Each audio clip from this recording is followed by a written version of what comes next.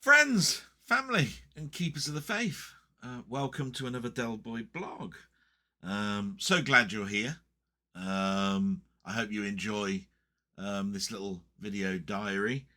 I do this every week, but we'll just date stamp this. This is year 3, blog 23, or in legacy numbers, it's the 127th blog, so 127 weeks of these, and it's dated 28th of July 2024. And yeah, it's been an interesting week, but today it's very sunny. I'm looking forward a little bit to this week. I've got a few plans going on, but we'll date stamp this as I always do. I won't try and change the format too much. We'll get the news out of the way. The news is always there to remind me and my family, who this blog is 100% aimed at, what was going on this week. So they know sort of what their uncle, and when it comes to my sister, that what their brother was all thinking about this week, what was going on in his life, all of that sort of stuff. And we start off as we always do with the war, because I said right at the beginning, the war had just started when I started this blog, and I'm hoping that the blog continues for many, many years, and the war will come to an end a lot sooner. No chance of that at the moment, but here we go. Ukraine is thrown into a bleak future as Russian drones advance on new Ukraine territories. Meanwhile, the long-awaited F-16 fighter jets for Ukraine are now ready for delivery, and Zelensky met with the new Prime Minister last week, and there is continued support for their cause. So yeah, there's a few little things in there, nothing bewildering. I liked it last week when I was showing, after a huge battle a year later, that Mother Nature started to come back. I thought that was a great story. I suppose you have to go back to normal, and back to normal is fighting. We all just wish it to end. My best wishes are with those families that have lost loved ones and who continue to their plight for what is right in this world. Lots going on in the UK, really, this week. Nothing that sort of like grabs huge my attention, but still. There was this week a video went viral showing a police officer at a Manchester airport kicking and stamping on a man's head. So not a nice week, and not a nice article to watch on the news or read in the newspapers. Apparently there was a big kerfuffle, started off by 4 people. The security and police of Manchester Airport got involved, but somebody went too far. That person was taken off of the force immediately and then suspended 2 days later, and then investigation continues. Overforce, yeah. We've seen it in the States, we've seen it all around the world. It's not like it's not going to be happening here. Here's a perfect one to show that. Apparently there was a lot going on before the video of the stamping on the head. A woman's nose got broke. People being pushed around, fighting, all stopped by the police. But then the police are not above the law. They are supposed to use acceptable force. This is obviously not. So yeah, what can we say about that other than it was not a nice watch? Strictly Come Dancing is under scrutiny as it prepares for its new season. But previous stars have come out of the woodwork to complain about behind the scenes behaviours. Yeah. I I suppose, like with anything that's got a huge following and a huge legacy, um, bad news is as much publicity as good news.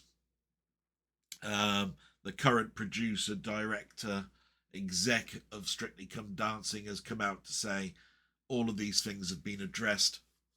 The other stars have come out and said, we bloody well hope so, because these are the things that happened.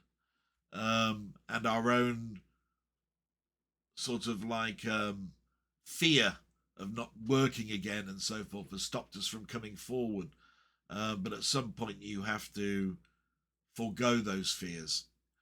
So it's sort of like a thing that hit me a little bit, because yeah, I've got lots of fears and there's lots of things that hold me back. And here's some people that are going, let's hold back no more, let's out this. And I think numbers help. I mean, I'm by myself when it comes to my fears. And being alone like that means that when you lose big time. So yeah, that one did hit me quite a bit. Not because of I'm interested at all in Strictly Come Dancing, because I'm not. But the actual sentiment behind why they come out, and all about foregoing your fears, hit home a little bit. And then, of course, it's the Olympics. Yes, the opening ceremony was Friday. Lady Gaga and Celine Dion apparently shone during the opening ceremony. It was a long ceremony, and I can't turn around and say I watched it all. But I watched a fair bit of it. There was lots of weird things going on. I remember at one point watching for, it must be 20 or so minutes, this horse going down, I think it's the Seine, isn't it? Yeah, anyway, the going along the river, mechanical horse with a mechanical knight on top of it. And then there was a weird guy dressed up as Neptune that I thought was a bit shocking. I mean, my God, he didn't have much covering his bits, take it like that. But anyway, the 33rd Olympiad has started. And, of course, there's always a build-up to these things. And the highlight of last week for Olympic stories was watching the Daley Thompson documentary, which I mentioned slightly last week. Didn't come off in a very good light, did Daley Thompson. It doesn't matter to me because I've got my memories of those 1984 and 1988 Olympics and the battles that he was in during those 2-day events for the decathlon. I always say it, 10 events, 2 days, that's grueling. And so obviously you elevate what was going on when you think, God, I can't, thinking about doing one is enough. Do you know what I mean? 10? Yeah. So happy memories I have of that, and less thought about the shock news stuff that was going on around the time. You know, I don't condone Danny Thompson wearing t-shirts with slogans on. It was all a matter of what was going on at the time. So it's in the past, you can't change it. And a nice family man that's just cocky and has a right to be a bit cocky. You know what I mean? That's how I looked at that. So that's the news, and then it's a little bit about me. And I suppose really everybody wants to know, did I have a great week? Did I have a mixed week? Did I have a bad week? And I like to think of these things now as being mostly mixed weeks. So as much as this is probably a bad week, I'm looking at it that there's some major positives out of it. Yeah, so let's see, where were we? Monday just came and went, nothing really to talk about. Tuesday came along and things started to go a bit bad. On Monday, I went in and started to put some of the, we're halfway through or more through the year, so I started to instruct what in the rest of my team where my holidays are. because I always take a couple of weeks off, end of August, beginning of September. And I'd already, in January, booked Christmas off. Very important time. My mother is getting older.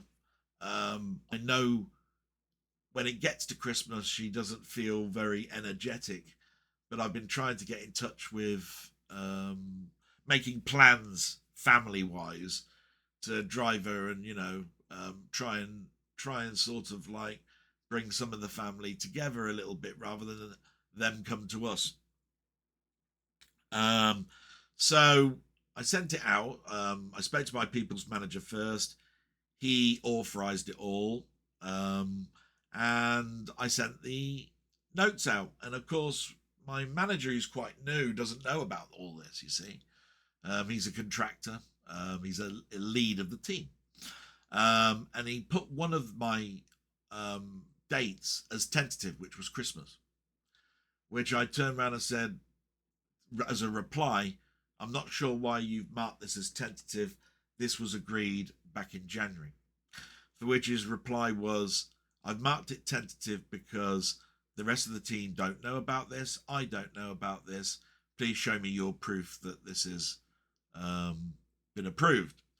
Now, the difficulty with this is that the person that's higher than him, who was my manager, my people manager, seconded into a new position in January. And I put my holiday in as soon as I came back off of January for the two important dates, for which she turned round and said, one of them would be difficult, Christmas, but I can't see any reason not to pre-approve it. And we have a holiday card. And this holiday card was never signed by her. But that conversation did happen. So I had to go back to my manager and say, look, things have not been going right for a long time with me, and it's not my fault. I sent a holiday request form, had a chat with that person who pre-approved it. All the way up till now, I've had holidays up till now. I've had a holiday card, and not one of them has had a manager's signature to say it's been approved. Yet I've had these holidays. So I'm not lying. It's been pre-approved, and that's the reason why I think it's quite poor that the rug would be pulled underneath me at this late stage, because my interpretation is that I'm looking forward to that, and I've got plans, and of course I'm looking after the elderly, for which I didn't get much of a response. But what I did say to him was, bearing everything that I've just said in mind, and this is what I put at the end of the email, I am flexible to people's needs and demands, and nothing is written in stone this far out, and so I'll be as flexible as possible, but I want it read that if I want that holiday, I'm having it. If something happens where I don't get to do a plan that, in one of those days, and somebody needs that day and they contact me and said, do you mind working just this one day because somebody's off ill, sick, whatever, then I'd look at it and go, well, I'm not going anywhere today, my mother, so yeah, why not? It's helping my team. That's how flexible I am, but you've got to put a line in the sand and say, it's pre-booked. If I want it off, I will. If you're coming up to me because there is no other course of action, then I understand it, and I'll do everything I can to help my team friends. So yeah, that's how that ended. And on Tuesday night, my friend Jim Jam texted me, and he wanted to know how things were, and I said, I've had a bad day. And he said, don't worry, tomorrow, matey, I'm with you with Ian on a chat. And it was news to me. I went, hey, is it? First I've heard about it.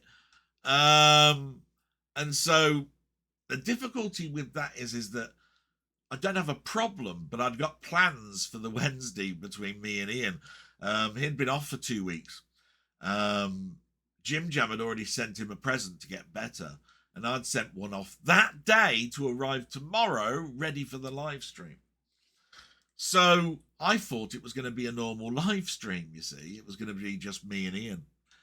And it is where you've got these plans and things are going on and you don't know about them, even though you're involved. It's so a lot of apologies were being shot around. No bad words were being said, and to be quite honest, it was when you look back at it, it was a laughable thing. But at the time, it was like, how much more things can I plan that can go wrong? Do you see what I mean? Everybody, and I do mean this, Ian and Jim Jam were just so lovely about it all. Absolutely. Oh, look, I don't mind. And Ian was, oh, I'm sorry I didn't tell you. Yes, that's me being silly, blah, blah, blah. And I'm going, don't worry. You just need to understand why there is a shock despondency about it all. Because like you didn't know what I was planning, but mine was a surprise. What you were doing was planned without me knowing. Do you see what I mean? it's just a dead opposite thing.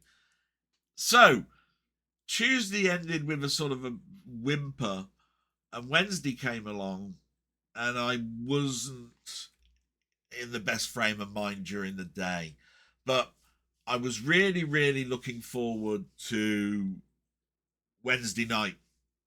And when we got to the stream, Jim Jam was there, but he turned up a bit late and said no, he didn't want to come on, which I think is a nice way of bowing out to something. But I personally, at that particular point in time, had done 1.5 hours of a stream and would have loved it. Do you know what I mean? It's one of those things where the thing that we talked about, the present, what had been going on with Ian being sick, had all gone out the way. And in many ways it worked out, because there were a lot of questions, and with 3 people answering the questions, it would have gone on till 2 a.m, and I couldn't do that. Work in the morning. Do you know what I mean? So it sort of worked out, and I promised Denny, look, not Denny, Jim Jam, that something else was in the plans for Friday. And if it doesn't happen this Friday, it'll happen the following Friday. And I'll explain that in a moment. So Thursday came along, and I got a couple of work things under my belt. There was a new job for me to do that I'd only done once before. Instead of waiting for my colleagues to assign it to me, I assigned it to myself. Read the work instructions, had to go back to my task manager and say a little bit about, this is what I'm trying to say about work instructions. They're not ready. He read them, agreed, yeah, that's ambiguous. And I said, exactly. The training should be from a person that does it normally. The work instructions are a backup. I haven't done this task many times. It should be therefore trained, and then you use the work instructions, not read the work instructions and ask a question, which is the way it is at the moment. But come Friday, I had a new look at it, looked at all my old emails about further examples of me doing this task in the past, got a decision down, did it, reported it back, and it was checked, and I did it correct. So there was a workaround, but this is where I go with, is workaround an acceptable way forward for a team to use? Why use workarounds if things that should be in place were in place? That's me as a manager of the past looking at things, you know. So Thursday was a high, really. You have to look at it. Thursday was a high. I got something done. Friday it was acknowledgement of it, and Friday was a sort of a wrap-up time because I'd booked next week off. I needed time off to reflect on the last 3 or 4 weeks. I think it was getting to me. I thought it would be good to relieve the pressure and stress. I've got something like 16 days holiday to take before February, and that includes the 2 weeks off I've got in August. Does not include what I took off in August and Christmas. So I've got 16 days to take on top of all of those things that are already pre-booked. And who wants to take their time off in February and January and November? cold, miserable weather. So I thought to myself, no, let's take a chance. Let's have 5 days. And I booked it. And Friday was going to be a chat with my friends Denny, Ian, and Jim Jam. But I look at things like this. I'm never going to do a chat at a time where a major other chat is going to be going on that's got the subscribers that we all have looking at that. So you've got to remember that if there's a movie chat going on and you've got 3 people that have got channels that are based on movies, TV, whatever, that there's no point going against the biggest chat that's going on. So, of course, I went, oh, no point. But they do their chat every 2 weeks. So next Friday is definitely an on. And Denny and I agreed, yep, he's off next week. So I'm off next week. Denny's off next week. Friday, definite. So next Friday, I'll be putting out an announcement. Yes, there's going to be a sort of a chat. It'll probably be at 8 o'clock. I hope it doesn't conflict with any of my other friends. Mamemeister, he does waffles, but they're generally not live. Sorry, they're sometimes live, sometimes not. But, hopefully his will be a not. But if it is, again, I have to address where to go with that. So I'll put out my little announcement on Monday. Because the other thing that's never going to happen is me going against one of the best friends I've got. Don't get me wrong. He will always turn around and say, no, mate, do it. You must think of yourself. But I don't. I think of others first. And I always do. It can be an Achilles heel. Don't get me wrong. So the plan is next Friday. Now, because I've got a week off, I looked at the possibility, should I stretch myself a little bit? I'm waiting for a second heart operation. No idea, but it won't be happening next week. I wonder if I should contact Denny about doing a little train trip on next week to Birmingham, because it's literally a 40-minute train journey, 50 minutes, and probably quite cheap, for which he agreed. Lovely, wonderful. And Jim Jam had been talking about a meetup, although his meetup was more about meeting up, having a nice fun time, and then going to watch an anniversary of a film, which I'd love to watch, don't get me wrong. Never Ending Story. I think it's the 40th anniversary of that film. But the difficulty I have with that is it'll probably be at night. And I care for the elderly, my mother. And Wednesday works out well, because Wednesday, according to my mum's memory, will be me going to work to Bicester. So I would naturally be going out for the day. So it sort of works. So Denny and I agreed Wednesday, and I went to approach Jim Jam, and this is where the sad part comes in, because I really, really want to meet this guy. He's fantastic. We've both gotten on like a house on fire, but unfortunately the stars haven't aligned, and on Wednesday he's got something else on, and it's a family thing, and you can't really interrupt family things. Totally get it. I did, though, provide an open invite, and I said, please, mate, if you can, bring your family along. It really is just going to the charity shops, chat, have a burger somewhere, that sort of thing. Lovely to see you if you can. And I know there's a special something that Denny's got planned for you. And it's an open invite, and we'll see how that happens. But if it doesn't, like he said, there'll be other opportunities. I don't know quite when they will be, but there will be.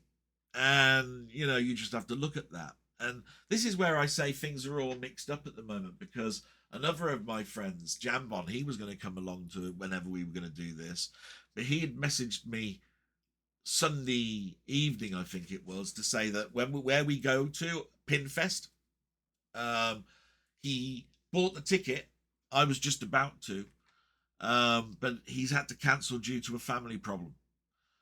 So something's happened in his life, and he can't go this year, and offered the ticket to Denny. And unfortunately, I think Denny is not really a pinball type person. So I said, I will offer it to him. Thank you very much, Jambon. I'm very disappointed because it's turned into an annual thing. I've been there twice now. So this would be the third time. It's almost like, well, that's regular, isn't it? That's a regular annual thing you're turning it into. And I will be sending an open invite to Jambon to say, look, I am going to be in Birmingham on Wednesday. Would you like to come along? But so there's another cancellation. And a message came through from a friend to say that he had a half-price ticket for Zap. And apparently that's the same weekend as Pinfest.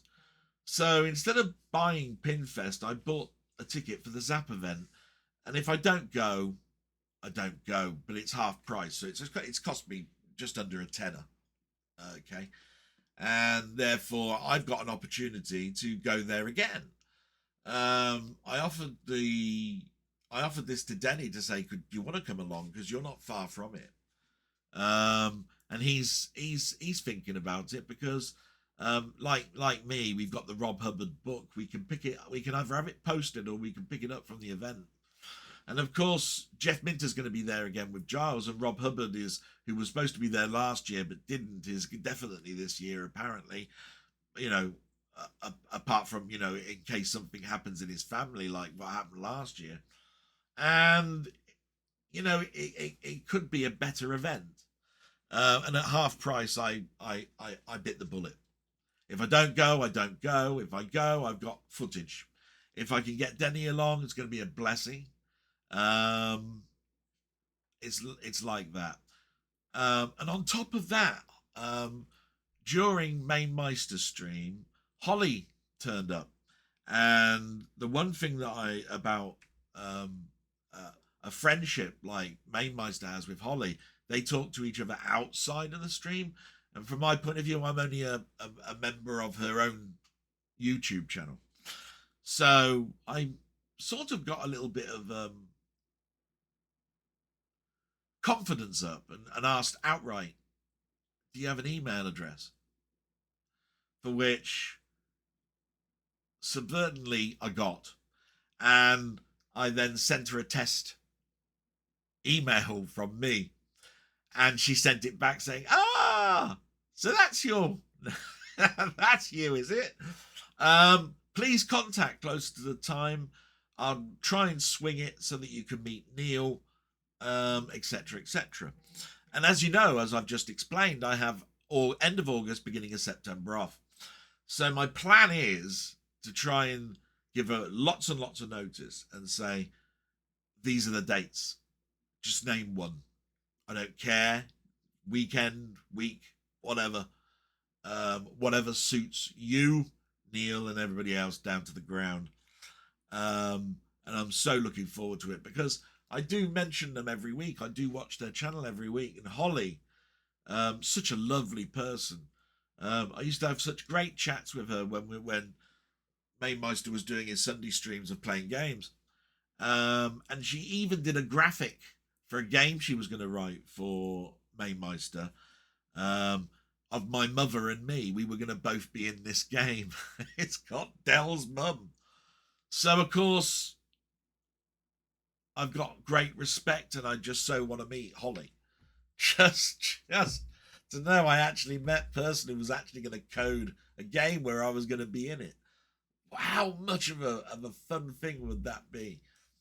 So, I know that, though, after this week, Neil is now taking quite a lot of time off because of a wonderful, happy event that's going on in his life.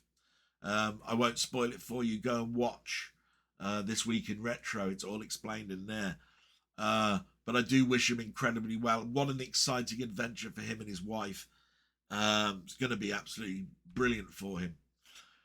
And we then get to Friday, the chat. I did actually go to the chat, and unfortunately, I made a mistake. It's a mistake, a judgment in etiquette, I suppose. I asked a question about a film called Soldier Blue to Nigel and Keith and that were in the chat, and I used a word that's true and correct, but probably not right for a chat. Yeah. So this Soldier Blue is a brutal film. It's what they call a video. It could be classed as a video nasty, and that was my question. Is this film a video nasty? Because it talks about a war that went on between the Americans and the Indians. And there is a couple of scenes in it involving the R word. Right, so I don't want to get into trouble myself. It's been pointed out to me, yeah, you want to avoid that word at all cases. So, and it's childhood R word as well.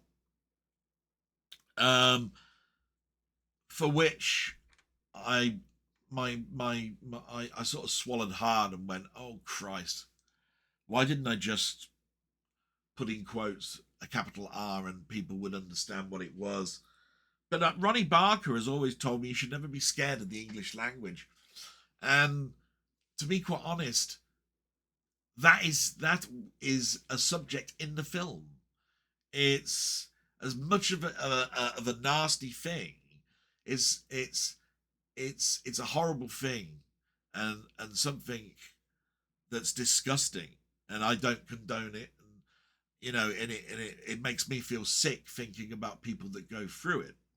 Okay, I know that those chats have talked about cannibalism and all that sort of stuff, you know, tearing animals apart in film and watching people eat it and all of this sort of stuff. It was just a moment, a missed moment of judgment, and I got messages afterwards, just an explanation on why it was the question was taken down, for which I was very, you know, apologetic.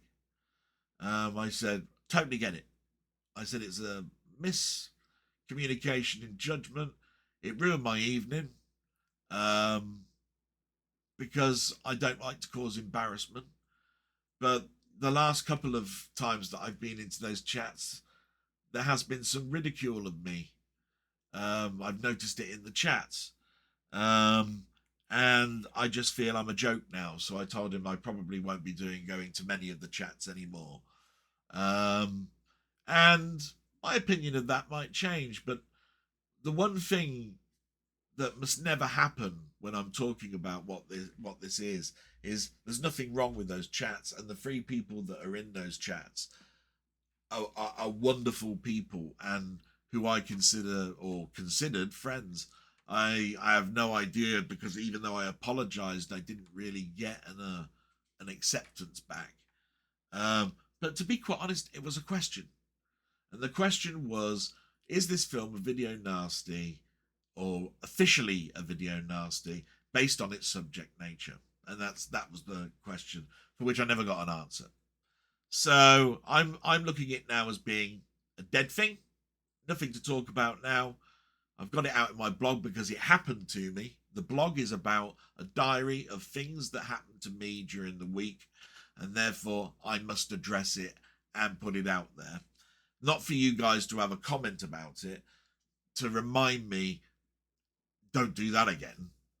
It's almost like a lessons learned document. Yeah, that's what this whole thing was about. So, as I mentioned to in text conversations to them, I'll continue to promote, if you want to say, although it's not really promotion, to say how good their stuff is, if their stuff is good, because I'm not going to stop watching. And I know them outside of what we see on YouTube. So as far as I'm concerned, anybody can make a mistake. It shouldn't end something. It should be a lessons learned and move on thing. So please, if you haven't been to one of these chat things, they're very eventful if you want to look at it from a smiley point of view, they're very eventful. You get an awful lot of information back. There's a lot of jokey humor in there. Some of it doesn't go over my head, is a bit repetitive to me personally, but I love these guys and I love what they're doing, and I learn so much about horror, and I learn so much about films, and I learn about stuff that's happening. Remember, I'm a collector, and these people are fellow collectors, and from that point of view, they probably know about something that's going to be coming out shortly that I don't know about. I can write that down and make a note of it, and it's then not a shock when it happens. So these are incredible places to visit. Even if you're not that into it, you're more into the computer game side of things. So, wonderful. See these guys. Brilliant. They all want to entertain us. And that's the end of that, really, for this week, because the rest of it was prepping for the blog, tidying up the database on my Mister.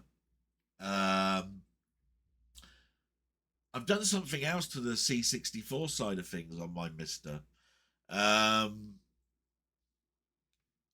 mentioned before that in each of the folders for letters that say A, B, C, D. So these are the games that start with A, start with B, start with C.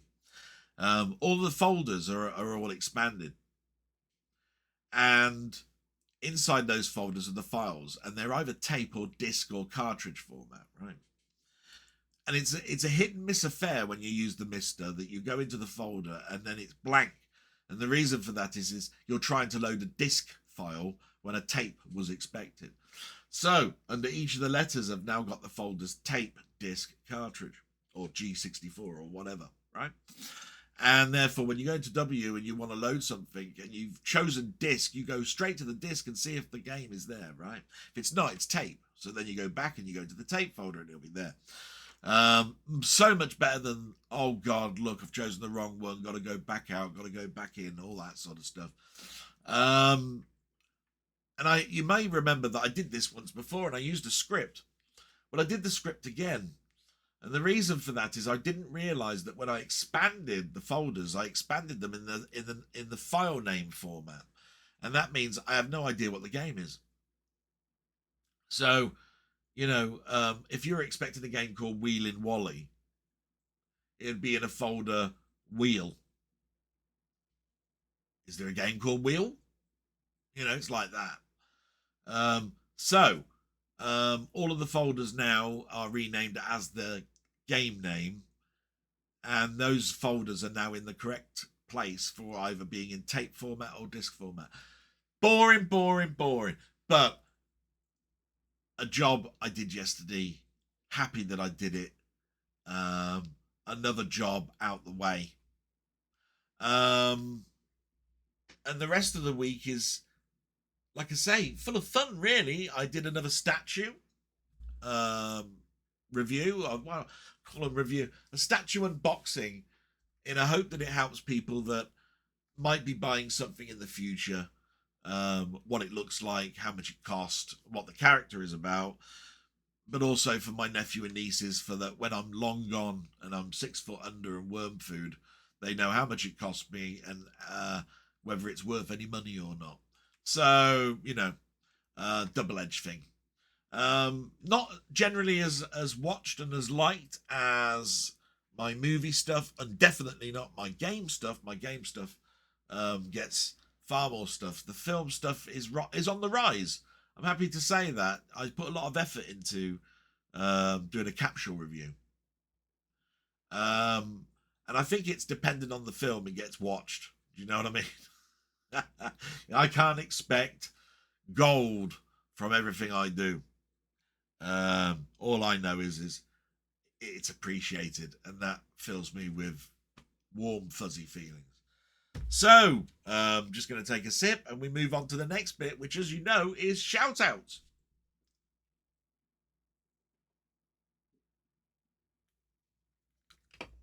Yes, shout outs. I love shout outs. Thank you very much for that. Love the shout outs. It's people that have commented, left me a question, wondering how I am, making sure I'm okay.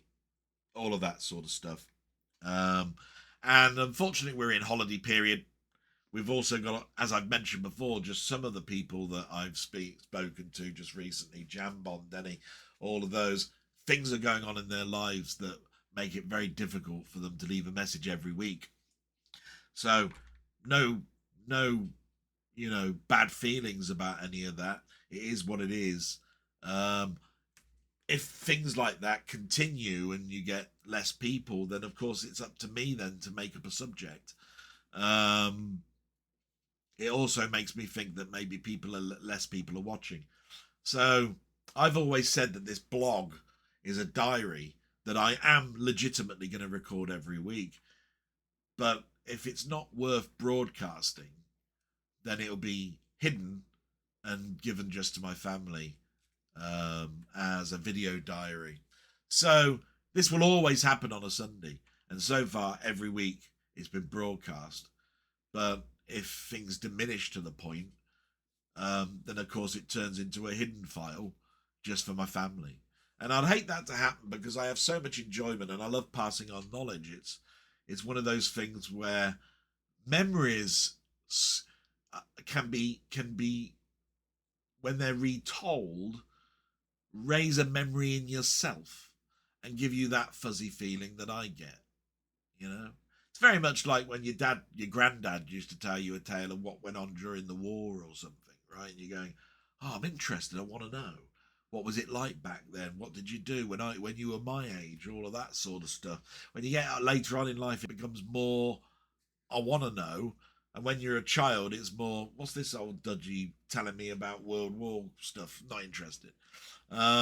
So that's how I hope these are sort of like after dinner anecdote things, which hopefully have some meaning to somebody out there. So anyway, here are the people that have left a comment and wish me well on my videos this week. And they are Mamemeister, Denny, LFC Gamer and Vlogs, Ian Hill The Ramblings, Colin Jones, aka Ponder, Mark Fletcher, David Retro Games Played Badly, Steve's Gaming, and Martroid. So you can see a slightly smaller list.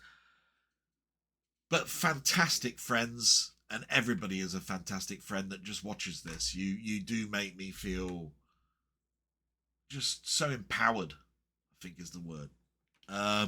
So we might as well go into what they've said, chapter and verse. And the first one, in no particular order, is, yes, you've guessed it. His name begins with D, and he writes basically a novel every week to me. And I love him for it.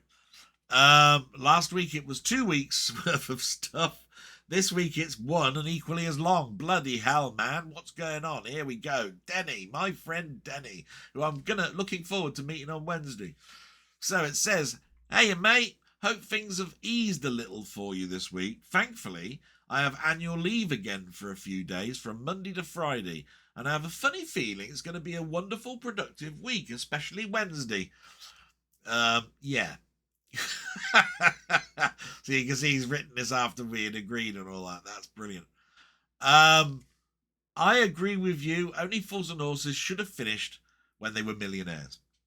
Carrying on was pointless and tarnished the legacy of a great comedy classic.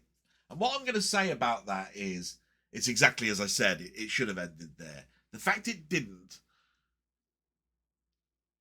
meant that we had stuff that you either loved, thought was okay, or hated. I thought it was okay, right? There was some classic stuff in there. There's a classic scene between David Jason and Nicholas Lyndhurst where they're looking for jobs, and I think Del Boy puts an advert in the paper, and I'm pretty sure this is in those last 3 stories. And Rodney phones up for the job, and it's actually a job for Trotter's Independent Traders that have just come back. He puts on a Welsh accent, and it was about a managing director's position. And it's absolutely a brilliant sketch. The problem is, from my perspective, for 7 seasons or more, Del Boy had wanted to be a millionaire. He became a millionaire. What an ending.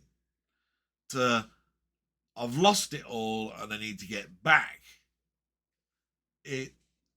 I agree, tarnishing. But it's not tarnished in the way that I think it's disgusting, it ruined it, and basically Only Fools and Horses therefore is not the thing that it was. It's just I can take it or leave it if I watch those last 3 episodes, and I decide most of the time to leave it. And from that point of view, it's the most rounded, wrapped up sitcom comedy in my collection, and I love it. Watch them all the time. Makes me laugh all the time. So anyway, about that's the so the next thing is the next thing comes about because of my sort of association with Nigel.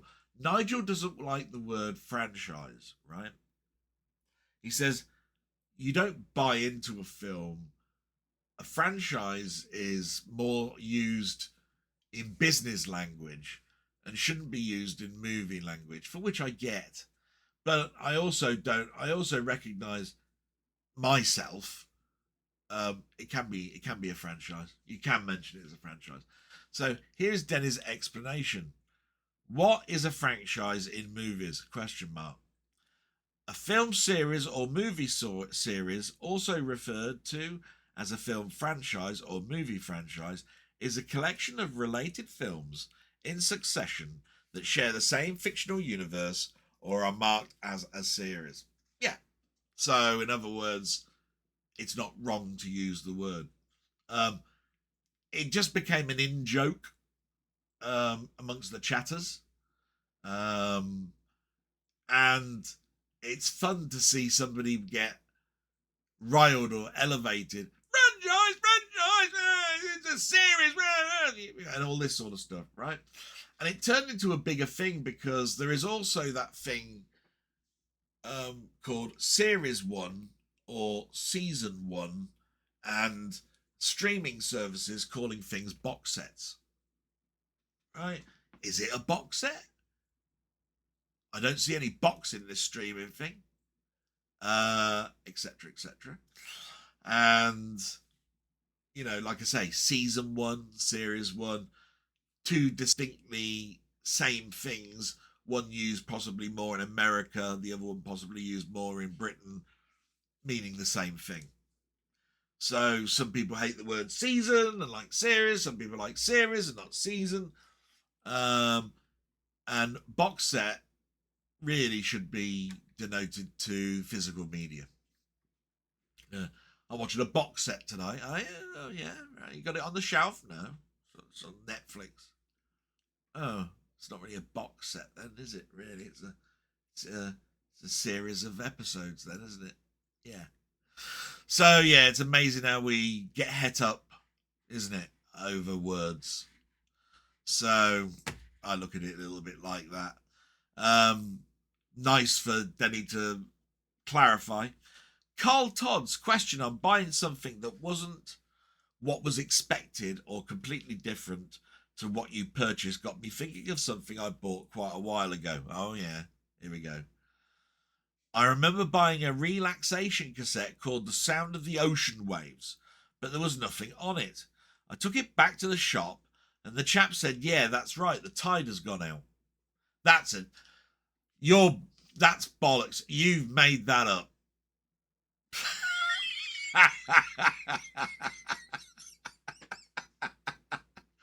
So what you're telling me is the recording wasn't there and the bloke behind the counter was quick-witted enough to say the tide had gone out. Yeah, I believe actually that happened, but a million people are thinking bollocks to that, Denny. I'm sorry. You made that up. I still have more annuals to complete other sets. I've noticed an upturn in prices. and have started to become expensive. Luckily, I only plan on getting certain ones to my collection. Fantastic, matey. I'm so glad. And this is where I'm starting to put a restraint on myself. Why am I buying everything? Why am I looking at reviews to something I haven't seen and going, right, I'll have that, I'll watch that soon, and buy the most expensive version of it when actually the cheaper version of it is more viable for you and economical and easier on the person. For you, annuals, it's different. I know what it's like being a comic collector. Don't get me wrong. And prices are going up. I dreaded the day that John Romita Sr. died. Right? It's a ticking time bomb. And if that's your favourite artist and you haven't got everything he's done in comic format, when that person dies, boom, prices zoom up. That's it. And then it's a headache. And then it's I had my opportunity. I had all these years where I could have bought it at a cheaper price. But the stars didn't align again. You didn't do it. And now everything that you wanted to get, expensive. But on the other hand, everything I've got of his is now equally expensive to buy it from me. So swings and roundabouts, revolving doors and all the rest of it.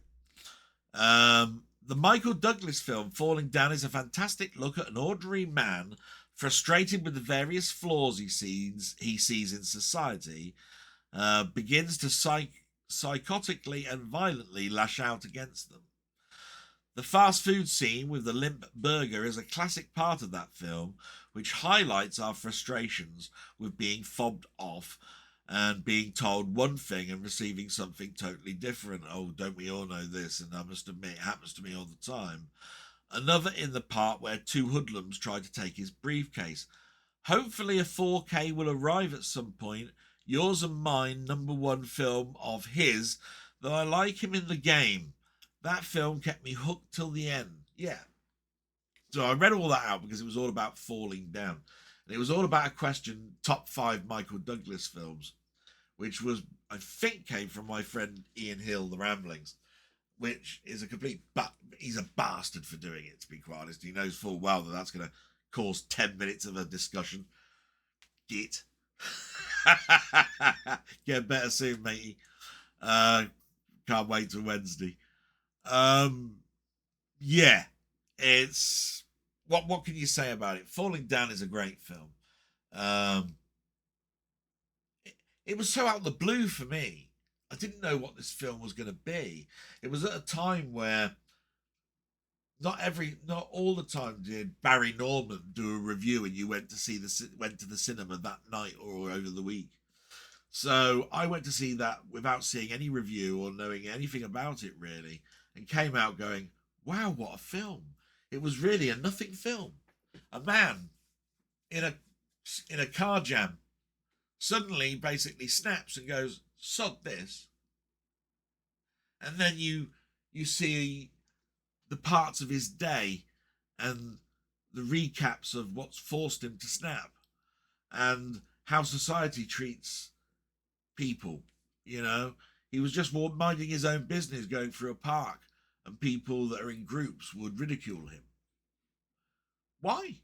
Just a bloke walking with a pair of trousers on and a white shirt and a briefcase, minding his own business going through the park, and these teenage lads or blokes or whatever want to cause problems because it's fun to them. And this is why I appreciate when people say they've been ridiculed because of their religious beliefs, their colour, or anything, that they're scared sometimes to go out and walk in parks and things like this.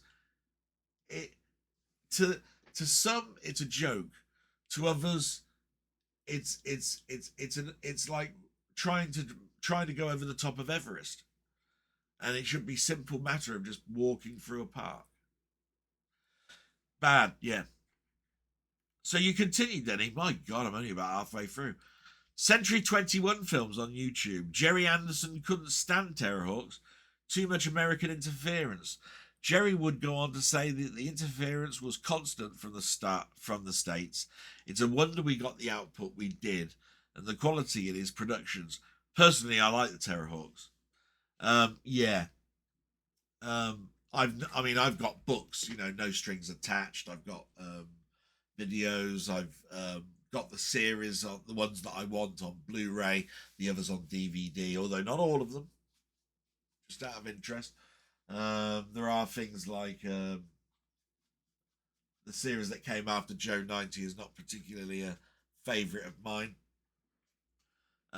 Some of the early stuff before Fireball XL5 is also a bit of a stretch for me to watch. But the man's a genius. And so many happy memories. And then Barry Gray and his orchestra doing the music to so many themes and episodes. Just brilliant. I missed Barry Gray the most. After he finished or concluded his work on Space 1999, a lot dropped for me for Jerry Anderson. Even though I still watched it, it's just, you can see it's missing that Barry Gray touch. Do you know what I mean? Not to say that, there's any bad music. It's just Barry Gray to me is iconic. You know what I mean? It's like the Beatles carrying on without one of the four. Wouldn't be the same,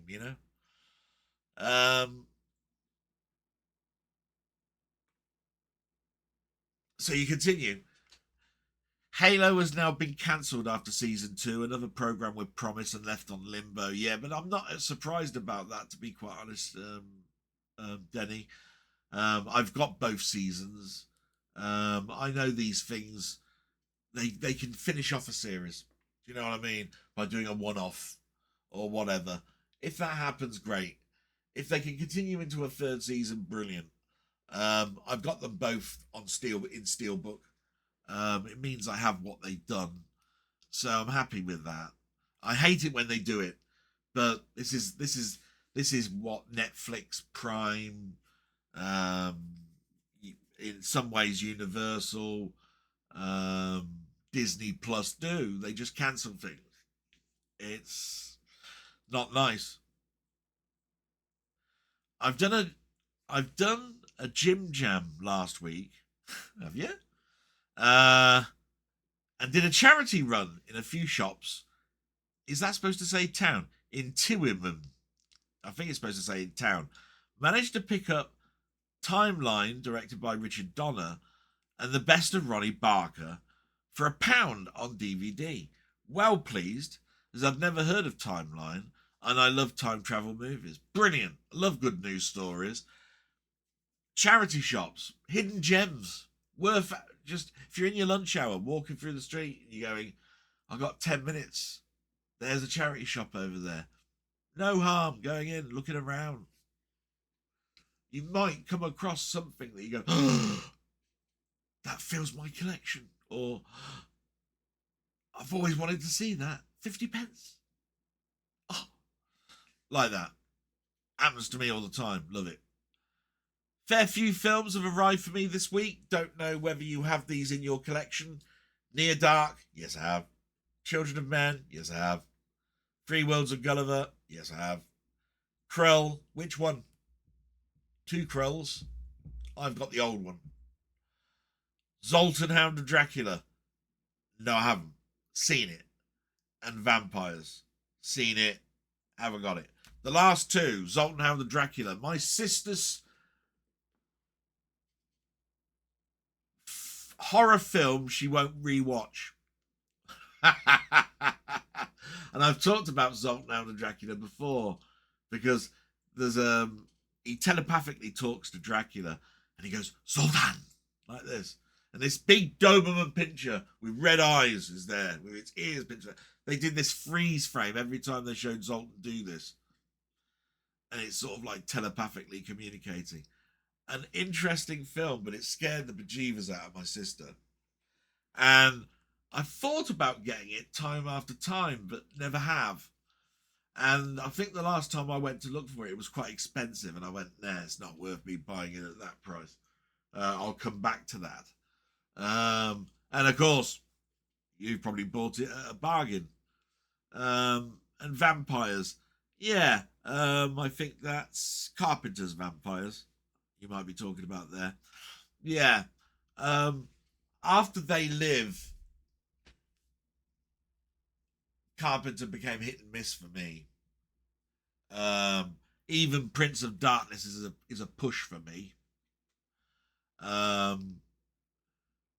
But that's not to say that I won't pick those things up. I'm waiting for somebody to do a big steelbook set of Carpenter films. Do you know what I mean? Like the early years, the middle years, the end years, or something like that.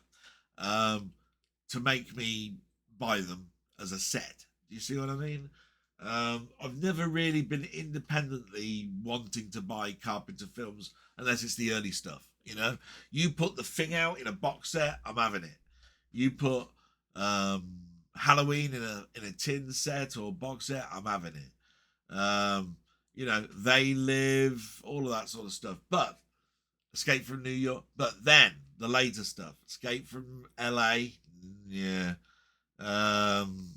Vampires, yeah. Prince of Darkness, yeah. Memoirs of an Invisible Man, yeah. It's a bit like that with me. Love the guy and direction of all his early stuff. Later stuff, very to me hit and miss. But not a terrible film amongst them all, really. I wouldn't turn around and say, "Oh my God, what's that shit?" It's just when you look at the body of work, he's still more on the quality side of things than he is on the crap side of things, you know, when you put the body of work together. But the crap stuff is creeping up, if you see what I mean. When you look at a director's timeline. So, you know, what can you say? So you've got a question for this week. It looks more like a topic. How many lines? Question for the week. Is cinema dying? I understand that Cineworld are closing 25 cinemas, and last Friday will be the time they let everyone know.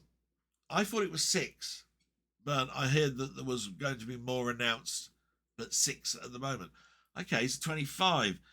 It's also understood another 50 will have to be renegotiating their rent with the landlords. Yeah.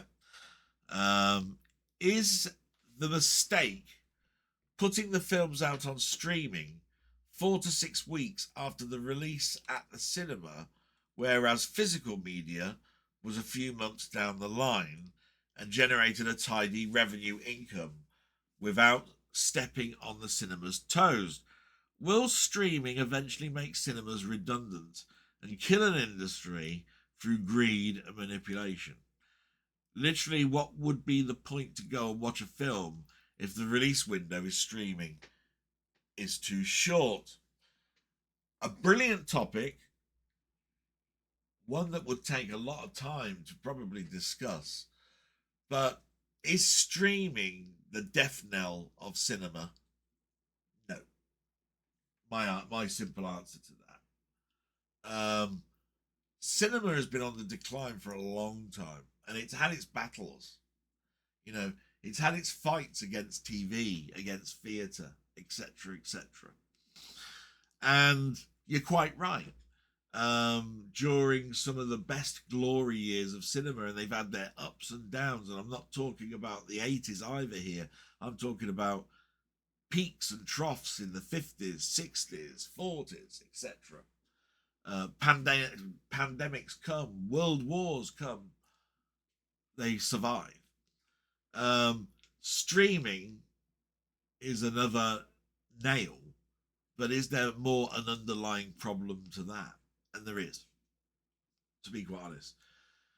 And when you say streaming 4 to 6 weeks afterwards, some of the streaming is actually in negotiation with Sky and is actually on the same day. You can watch it on Sky that night, or you can go to the cinema and watch it the same night.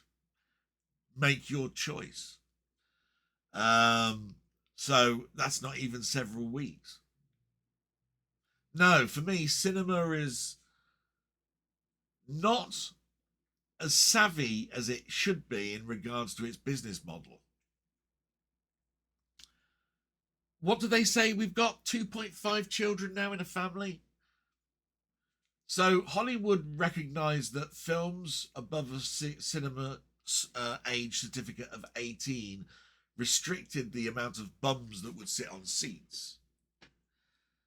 Decided that they would make films more, 95% of their films 15 certificate and below, and totally put as much concentration as they can on PG films for family, right? But then what does Hollywood do? They give those to the cinemas. And what does cinema do? Charge an absolute arm and a leg for popcorn, drinks, hot food, sweets, and put rules in set. Don't bring external food or eat or drink food bought outside of these premises. Well, you've put the tickets up to a price of 10 and 13 quid, children's half price, making the tickets now 30 or so quid for 2.5 children to go. They all want food, which is going to cost, which is now a Happy Meal type of an experience where it's stupid for you just to buy the popcorn. You might as well buy the drink and that and get it at the price. And it's a tenner. So there's another tenner onto your kids. And a risk that you might bring a bag of bonbons with you, or fruit salads, or blackjacks, or jelly babies, or whatever, in a hope that nobody notices that you had those in your pocket or your handbag or your man bag or whatever.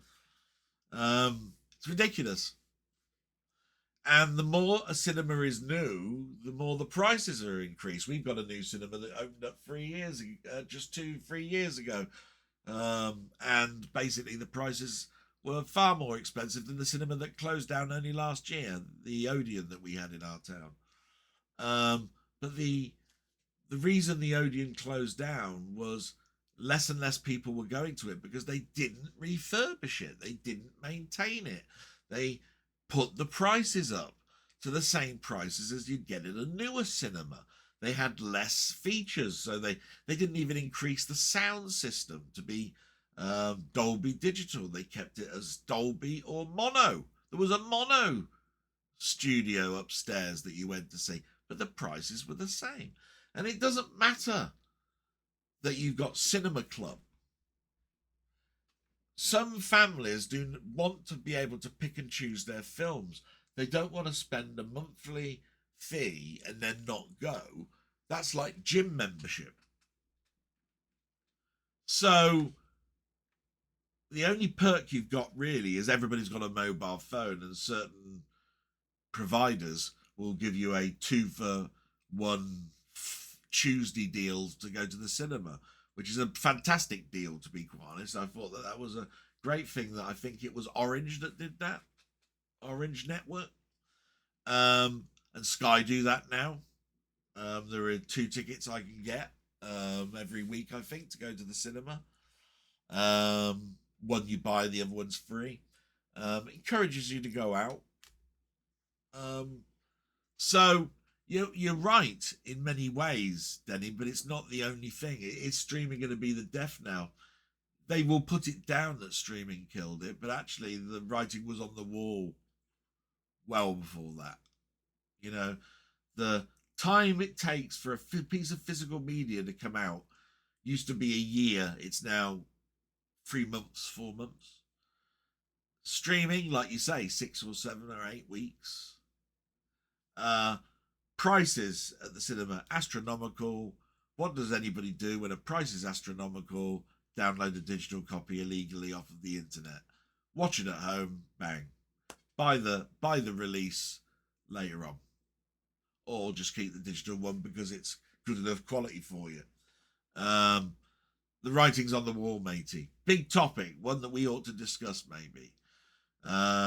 But the streaming service will probably be what they call the last nail in the coffin. What I hear about Cineworld is that they're closing, I heard 6, and that's because the closing of those 6 cinemas the money will go into the negotiations for the other cinemas that they've got open, and therefore the hike increases by landlords, and I believe that's another strain. The government doesn't help with high street, does it? And it doesn't help either with buildings that have got cinemas in. So, of course, cinemas are now becoming dead places. So, what can we say? A multitude of things, and streaming will be the nail that will knock it on the head. But actually, it's more to do with their own self gluttony in pricings. You know, drop the cinema price ticket down, drop definitely the food by 50%.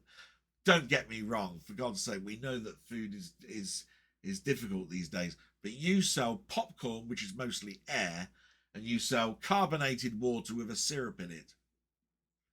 And I'm sorry, you make 300% profit on those. You charge like £5 for a large drink, and you fill it with ice. You know what I mean? It's nah. You're killing yourself. Thank you so much. Salute, man. Brilliant. And that was a long one, so let's hope that some of these are going to be a bit smaller. I definitely need a drink.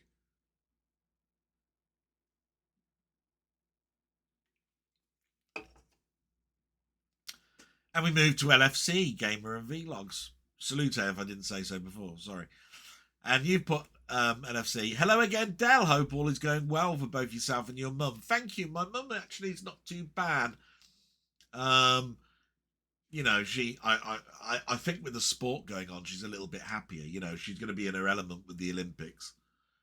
She does like seeing the athletics, specifically. Not that into diving and swimming. So the first week might be a bit boring, but the cricket's going on at the moment. She likes that.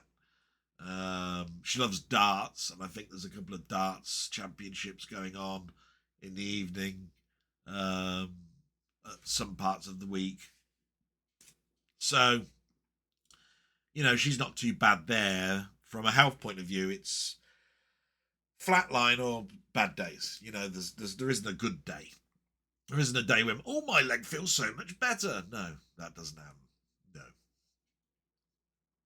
No. Listing your top 5 sitcoms isn't as simple as it seems, but a great selection you mentioned. 3 of my all-time favourites being Only Fools and Horses, Fawlty Towers and Frasier. My other 2 picks would probably be The Royal Family and Cheers. I also could easily have included Bottom, Ain't Half Hot Mom, Father Ted or Porridge, but that's a story for another day. Yes, and I think what's been mentioned all the way through this and what was agreed already by me was, what a bloody hard question. And how can you knock all of those sitcoms that you've seen down to 5? Now, I put Cheers in my list, took it away. Put Taxi in my list, took it away. Put Mork and Mindy in my list, took it away. Put The Royal Family, yeah. Blackadder, where was Blackadder? All sorts of stuff. It's the impossible task, but it's missing the point. What Jim Jam wanted to do was communal, get everybody together, tag people, that forced them to get in front of the camera and say, my top 5 are, and the 3 people I'm nominating are. That was the point. And you must have seen them a million times in email format. In email format, they generally are there to cause disruption to companies because everybody answers them and it causes network traffic and all sorts of crap, right? They're all over Facebook. You know, get people chatting, communicating, whatever. A lot of those on Facebook, I just go, no chance. Not going to do it, right? How could I not do that for Jim Jam? Jesus, what a nice guy. So, I mentioned my top 5. I said that right at the end. You asked me in an hour's time, it'll be a different top 5. Or a lot. Some of it would have changed about a bit. So, yeah. And I thought about you, and then I remembered you'd already done it. You'd named your sitcoms a couple of months back. And I made a mistake because I should have asked Steve. But the way that I was thinking about it at the time that I was nominating people to do it was people that sit in front of a camera and talk. Steve doesn't get in front of a camera. He talks while playing a game or whatever. There'd be no moving part unless he cobbled something together. And that was stupid of me. Because of course he could put a picture up of Fawlty Towers and then talk about Fawlty Towers. Put a picture up about Frasier and talk about Frasier. Stupid of me. So the people I chose, one's already come back and said he's going to do it. The other 2 probably never even saw the blog. See what I mean? So it also sort of highlights to the person that does the tagging who watches your show. Yeah. So we'll see. Maybe they'll see it at a later date. Maybe, I don't know. No idea. But it's interesting that there could be an underlying look at things. Look at things like, I wonder who watches me. I wonder if the 3 people I tag are even watching. You know, interesting. Anyway, I've got quite a few questions for you, so buckle up. Oh, shit. What is your favourite film adaptation of The Hound of the Baskervilles out of these 2? Only 2, right, okay. The 1939 Basil Rathbone one or the 1959 version with Peter Cushing? Oh, Basil Rathbone. Oh, man. My childhood with Basil Rathbone and the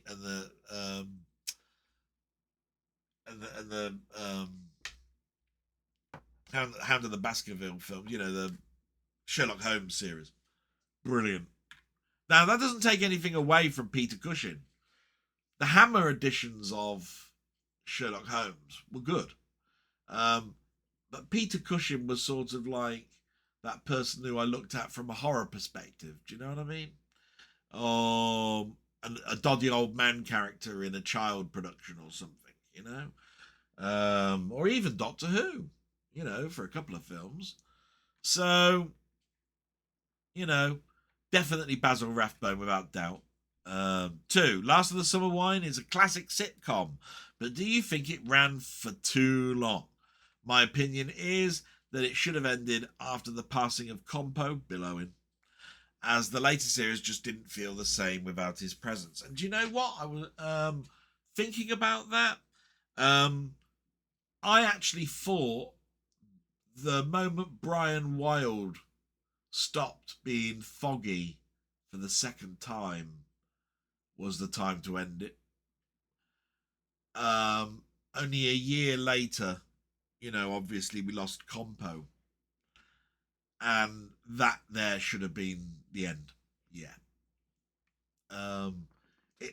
Don't get me wrong, there's some cracking stories in there. You've started to get people like, you know, Blakey from On the Buses on, and you got Brian from George and Mildred, and you've got, you know, other famous actors and actresses turning up, which have hilarious consequences in them. But you watch it really because these 3 old age pensioners, they're living their life up north like they're still little boys and girls, you know, trying to get a sneak peek at Nora Batty's legs or something, you know, and it's that sort of gentle humour, you know, schoolboy humour, that gives you that sentimentality. And when one of them dies or leaves or goes, it's not the same. It would be like Star Trek without Spock, or, you know, that sort of thing. It was a trinity, you know. It was Kirk, Spock, and McCoy, you know. Doesn't take away from the importance of all the others, but what I'm saying is take one of them away and it's not the same. It doesn't feel the same. So, yeah. Is there a particular song that if you hear not even 5 seconds of, you immediately tune to another radio station or just switch it off completely. It could be for many factors. You may think said track is utter crap, a good tune that's been ruined from overexposure, or may even be something I hadn't thought of. Yeah, one you haven't thought of. The current climate of music is shit. Or the majority. If I put Radio 1 on and I hear the music that's coming out, it sounds... I'm sounding like my dad, but it sounds drivel. What's that crap?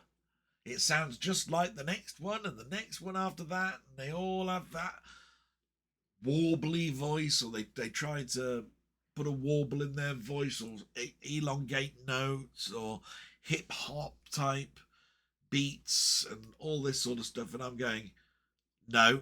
And then I go to greatest hits, and there's something being played from the 80s, 90s, or the early 2000s, and I'm going, oh, now here we're talking. Right? But you're quite right, overexposure. I can't really listen to everything I do it for you. Or, you know, wets, you know, I feel, you know, like all of those overexposed songs, yeah. Even, I mean, Celine Dion's in the press at the moment because she opened up the Olympians. Titanic, My Heart Will Go On, or whatever it is. Oh no. It's because overexposure, just like you said. I don't naturally just then turn it over, because it might be that I'm in the mood to listen to it. But nothing will make me turn it over than listening to talk radio, putting on Radio 1, and what I hear is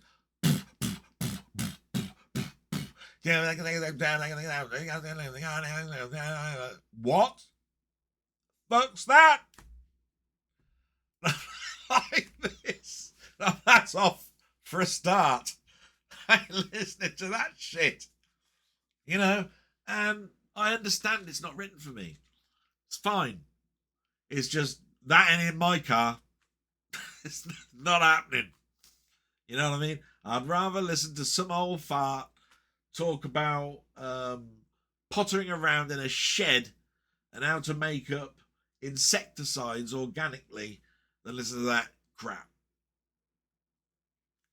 From my perspective, I hope that answers that in a way.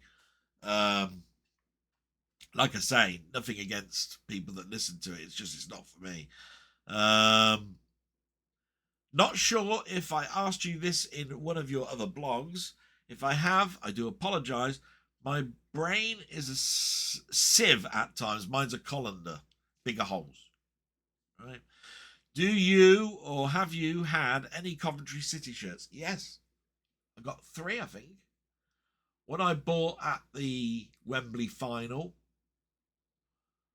One my dad bought me when I went to my first Coventry game. And one I just really loved, the away shirt one season. Because obviously you can't be sky blue if you're playing away. It just was a lovely, it had some greys in it. It was lovely. And I went, oh, I want that shirt. It's lovely. Look at that. Always did like the Coventry crest. Don't get me wrong. And some football shirts really do breathe really nicely, you know. They're not exactly fruit of the loom. They're sort of made like of that material, the good ones, like as if you're a runner. If you've ever been to a sports shop and you want to buy running gear, they say, oh, these are running trainers, these are running shorts, these are running tops. You know, they got this breathable, webby type effect, like a lining in it that make your skin breathe. And I find them very, very comfortable. I can understand why people wear them. It's such a shame that some people look at them as a target on certain days because the football match is going on. It's like, oh, is that who your team is? Wrong. And beat the shit out of you then, because of this happened or that happened or whatever in a game or in the 70s or whatever. Bollocks. That's the end of your comments. Thank you so much. So thought-provoking there, Hope that's answered some of your questions. Sorry I didn't really name a tune. Because it's not really about a particular tune. But you know the overexposed ones. I mean, probably another one would be Agadoo. Chalk Dust. The jokey tune, Chalk Dust. You know, that sort of thing. Just music that's not my taste. And we move on to Ian Hill, The Ramblings. We're going to have a grand time now with this. I'll bet you any money that's how he ends his comments. Let's have a look. Hi, Del Boy. Hope things are okay for you and your mother. Though I know there's a lot of ongoing health issues. Yes, thank you very much, matey, for understanding that. Though the infection has gone in my right foot and leg, I've still had problems. Sometimes the pain I get feels like I'm being tortured. Some days I feel drained. And when the nurse doesn't come until 4 p.m, I'm just shattered. I don't feel totally like myself anymore, but trying to be positive, very difficult. Yeah. I wish I could give you some wisdom and some advice, Ian, because this was happening to me through my year-long grievance with work. It's what started this blog off. Yeah, or very close to it. And in there, I did a character study. I said there were days where I wasn't shaved. There were days when I did shave. You could almost tell the good days from the bad days by just looking at the thumbnail. And there were more bad than good. And through that grievance, I went through so much pain. Pinched nerves, blurred vision, headaches, blood pressure increasing, pains in my knees from the walking, all sorts. And every single one of them, all I could do was say, reset tomorrow. Tomorrow is another day. And you're still alive. And that's all I could do. And I can only say to you, you're doing the right thing. Just remain positive. You're more positive than me, matey. You teach me, to be quite honest. You continue. Enjoyed your statue review. Oh, that's nice. Thanks. So, like I say, not too much feedback on those, but they're for a different reason that they're there. And another thing that I did when I was doing it is it was Prime Day a couple of weeks ago, and I bought these. So I bought these wireless headpieces. Right now, when I go and do my statue thing, I need more room, and I go into a room that's not carpeted. It's tiled. And it's right next to the living room, so you can hear my mum's TV blaring full pelt, right? All of the stuff that's going on. So these were in the sale, down from 30 quid to 15, if I remember rightly. And I thought to myself, if I'm recording from my phone, which I am for those things, maybe I should have a clip-on microphone. And then the room won't sound so echoey, because it sounds very much like you're in a hall. So that's how they come. Look, they come in a nice case. There's a transmitter, 2 microphones, and they're charged up independently or through the case itself. And the sound hasn't been too bad. Not the best. You can tell it's like cheapo microphones. They're not Ponder. Oh my God, you could use these in a BBC studio. My God, his stuff's great. You want to watch his channel, Ponder, Colin Jones, my friend. Wow, he uses these little microphones. They are incredible. Right, what he got. But I needed something that was just going to be better than what was before, and the ones that were before were shocking, really. Ought to redo them. So thank you very much for mentioning about the statue. So you enjoyed the statue review, and on Wednesday we did a live chat together. Thank you so much. It helped me a lot. Also, you are a very kind and generous friend, and it was a lovely surprise to receive the film Soldier Blue 1970. What a great film. And yeah, and I mentioned it before, I tend to feel a little bit like an empath. If somebody tells me that they're not well, they're having a bad time, or it's a special occasion, birthday, Christmas, all of that sort of stuff. If I've got a spare tenner or whatever it is, I tend to want to turn a frown upside down, And Soldier Blue had just come through as 4K for me as a steelbook, and I noticed that it's based on history, and Ian and I have spoken at length at the end of our streams, and he's very much into history, loves the war stuff, that's going on. It a film like Glory, Lincoln, Waterloo, all of those films. Woof, he's brilliant, right? And I have to agree, some of these war films are absolutely brilliant, and this one was a Western, so he's not got too many Westerns, and is based around a massacre, and an army caused it. So I thought to myself, wow, can't go wrong, can I? I bought him the Blu-ray edition, just in case it didn't really fit into his collection. The good news is it came with a slipcover. Wow, brilliant. I had a little chat about him as well the other day. We turned around and said, what makes a film fan and what makes a collector? And I worked it out during the chat on Keith and Nigel's and that's chat. I believe a film fan, it's all about the film. A collector, it's all about the slipcase. And although that's a jokey comment,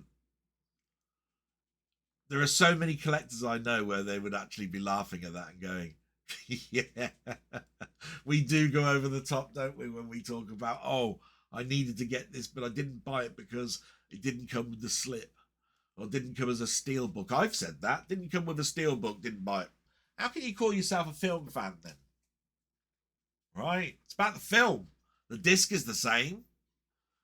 What the hell's all that about? And I have to jokingly laugh and go, the collectors, it's about the slip. Film fans, it's about the film. So I knew that Ian would appreciate the joke when I said that as a text, and he did. He laughed. So yeah, I'm so glad that film came across. So bad that it backfired on me on the question that I raised in a chat channel. But I'll live and learn. I'm not infallible. I've never turned around and said I'm perfect. I'm far from it. But the one thing, and I want to make this perfectly clear, is I wouldn't hurt a fly. I have no malice in me. I'm not a fanboy of thuggerism, bullying, the R word, cannibalism, blood and gore, all of this sort of stuff. Not a fanboy. I look at entertainment as entertainment, and I look at real life as real life. And my life is totally different to fantasy and films. Yeah. Definitely. My question this week is, what are your favourite songs featured in films? For God's sake.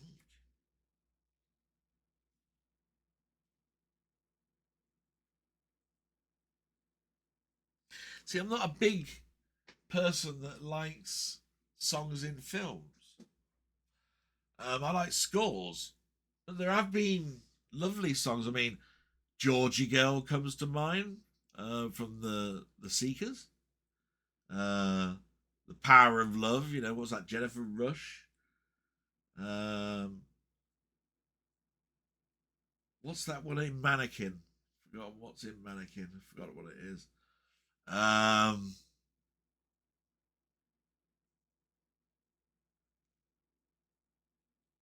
Welcome to the Danger Zone, all of that sort of stuff. I love all the music in Beverly Hills Cop and Fletch and all of those. I'll probably be mentioning this one later on. Burning Bridges by the Mike Curb Correction is one from Kelly's Heroes. you know, it's a difficult one for me because I love music, and there are thousands that have been in my life, and I've bought soundtracks, and I've even bought soundtracks that have just had songs in without scores. But I'm not into Grease, the film Grease, and all of those sort of things. Good film. Sister loved the soundtrack. I've got the film, watched it a couple of times. Not my bread and butter. I know that there are times where I've really got a hankering for watching a musical. But when that happens, I'm usually watching things like Little Shop of Horrors. I love The Dentist. There you are. There's another song in a film, The Dentist. I'm a mean green mother from outer space and I'm bad. That's from Little Shop of Horrors. Love that track as well. Actually, I like all of those. Skid Row, all of that. But that's a musical. See what I mean? Talking musicals there. That's theatre and it's a film as well. I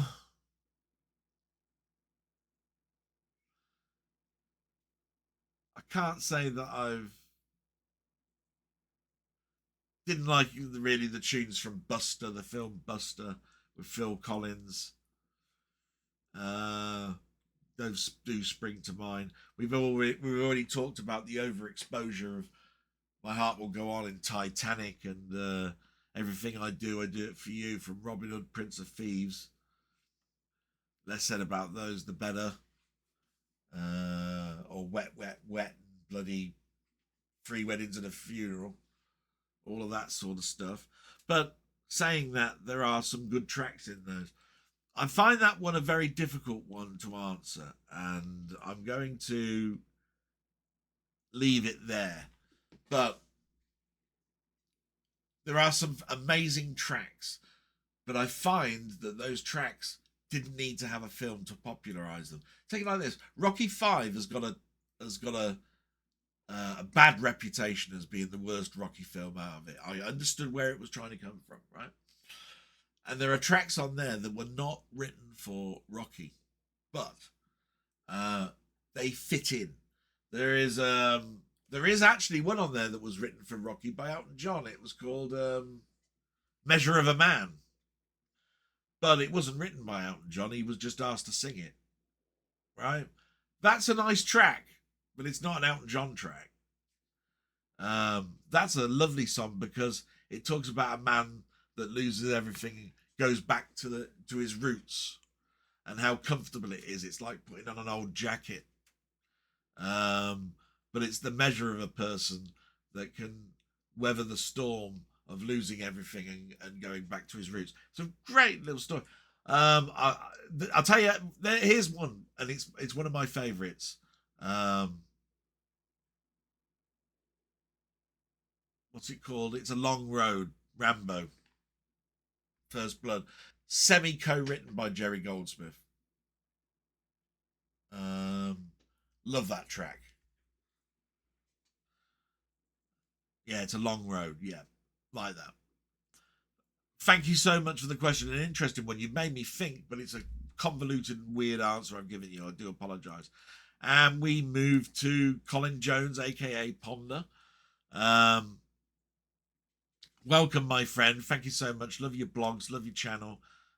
Didn't notice too much output today, so I'm looking forward to whatever you've got coming out this week. And you've put, I did it. I managed to watch it all in the same week. That's your blog to me, my blog to you. Thank you so much. Top 5 sitcoms. I'll leave that to my next vlog, but I'm not going to tag anyone. It's just something I never ever do for my own, for any reason, and I totally get that.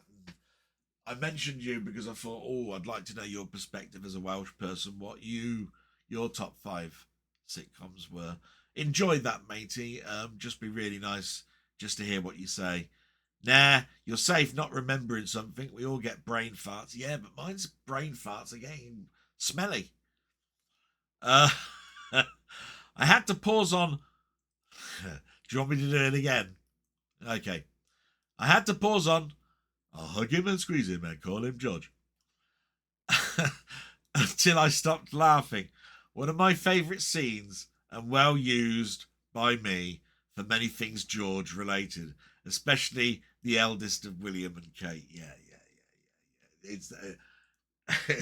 It's amazing how so many people look at Looney Tunes and all that sort of stuff and don't remember these two characters.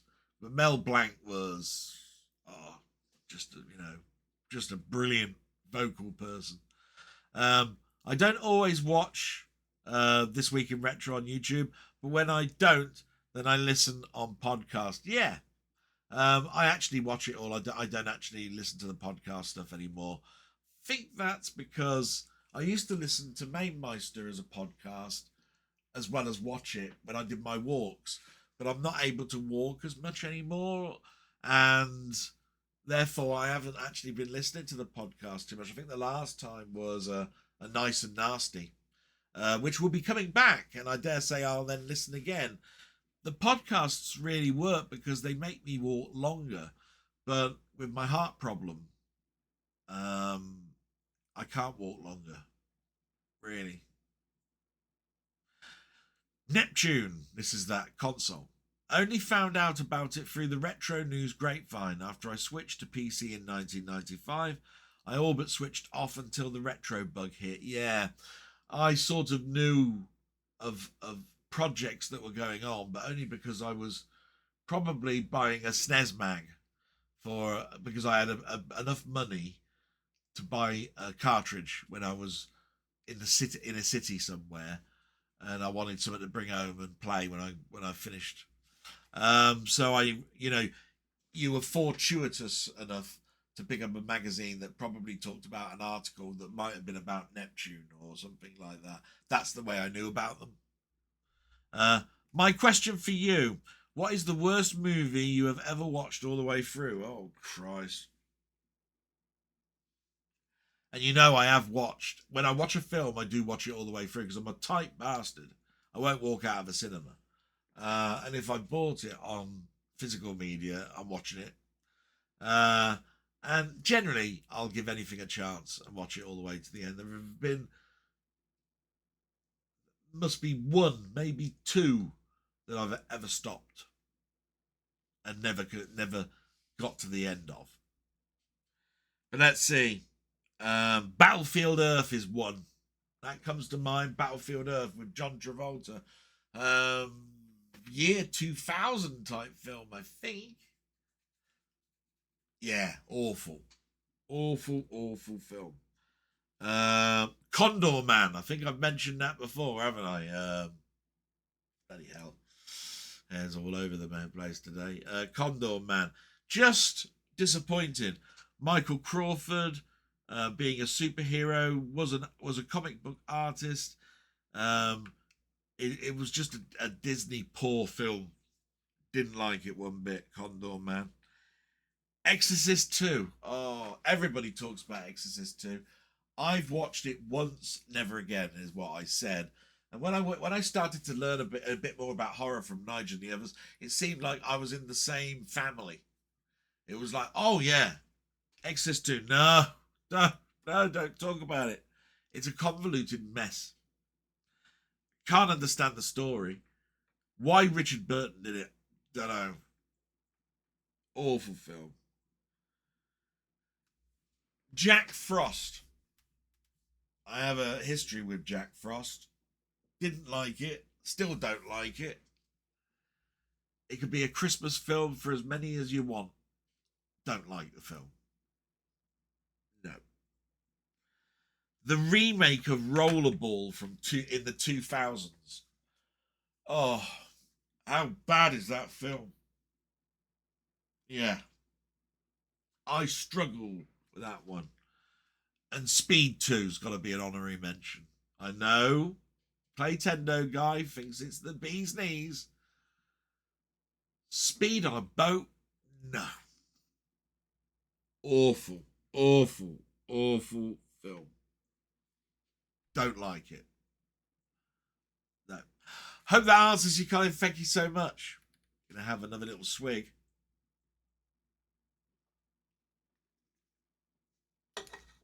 And we get to Mark Fletcher. Oh, he commented last week, made me such a joy reading that out because it was mostly Marvel stuff.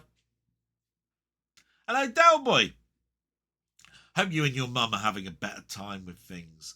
Thank you for the shout out in your last vlog. I thought the Marvel references would put a smile on your face. You know, back in the day, I actually won a Marvel UK No Prize. Wow. Don't get too jealous, though, as all it was a letter telling me I had come runner-up in a designer superhero competition. I remember those. It was funny, though, because I had to try and explain to my mum what a No Prize was. She was furious. Thought she was going to write a letter of complaint to Marvel UK telling them how rubbish their prizes were for competitions. And it would have been Des Skin that probably would have got that letter. Or Neil Tennant from the Pet Shop Boys. He was an editor for a time for Marvel.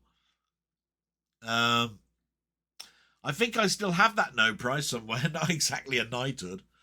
Right, I promised you a question this week, so here it is. If you had a visitor in your house that you find for some reason you really wanted to get rid of, sharpish, what film or piece of music would you put on to guarantee to get rid of them? The thing is, it has to be something you really hate yourself. For me, it would be Slayer's Rain in Blood album, and that didn't get rid of them. Then they are welcome to stay because I have obviously misjudged them.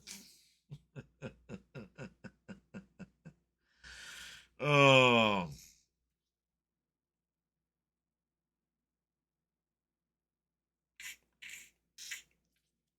It's difficult because I don't think I've ever been in that situation.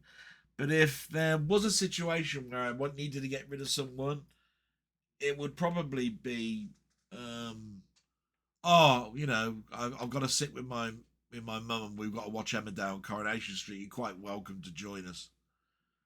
You know, we're going to watch a documentary about Yugoslavian goat women from the 1930s. Would you like to sit down and watch that? Because I'm really looking forward to that documentary. Am I buggery? Or I'm watching an instructional film about basket weaving. Oh, God. Music-wise, that's a difficult one because how do you know that you're not going to put something on that they love? I'm not big into opera. There are a couple of operas I think are fantastic, by the way, but I'm not big onto opera. I'll probably put something like that on. Put on a bit of Mahler, as they say in Educating Rita. And put it on full blast, and they'll go, "What's this shit?" Oh, I'll tell you what. I'll put on a Pinky and Perky album. How's that? If that doesn't get rid of someone, a Pinky and Perky album, then, well, they've got to be 2 years old. Yeah. How's that for an answer? I hope that answers that.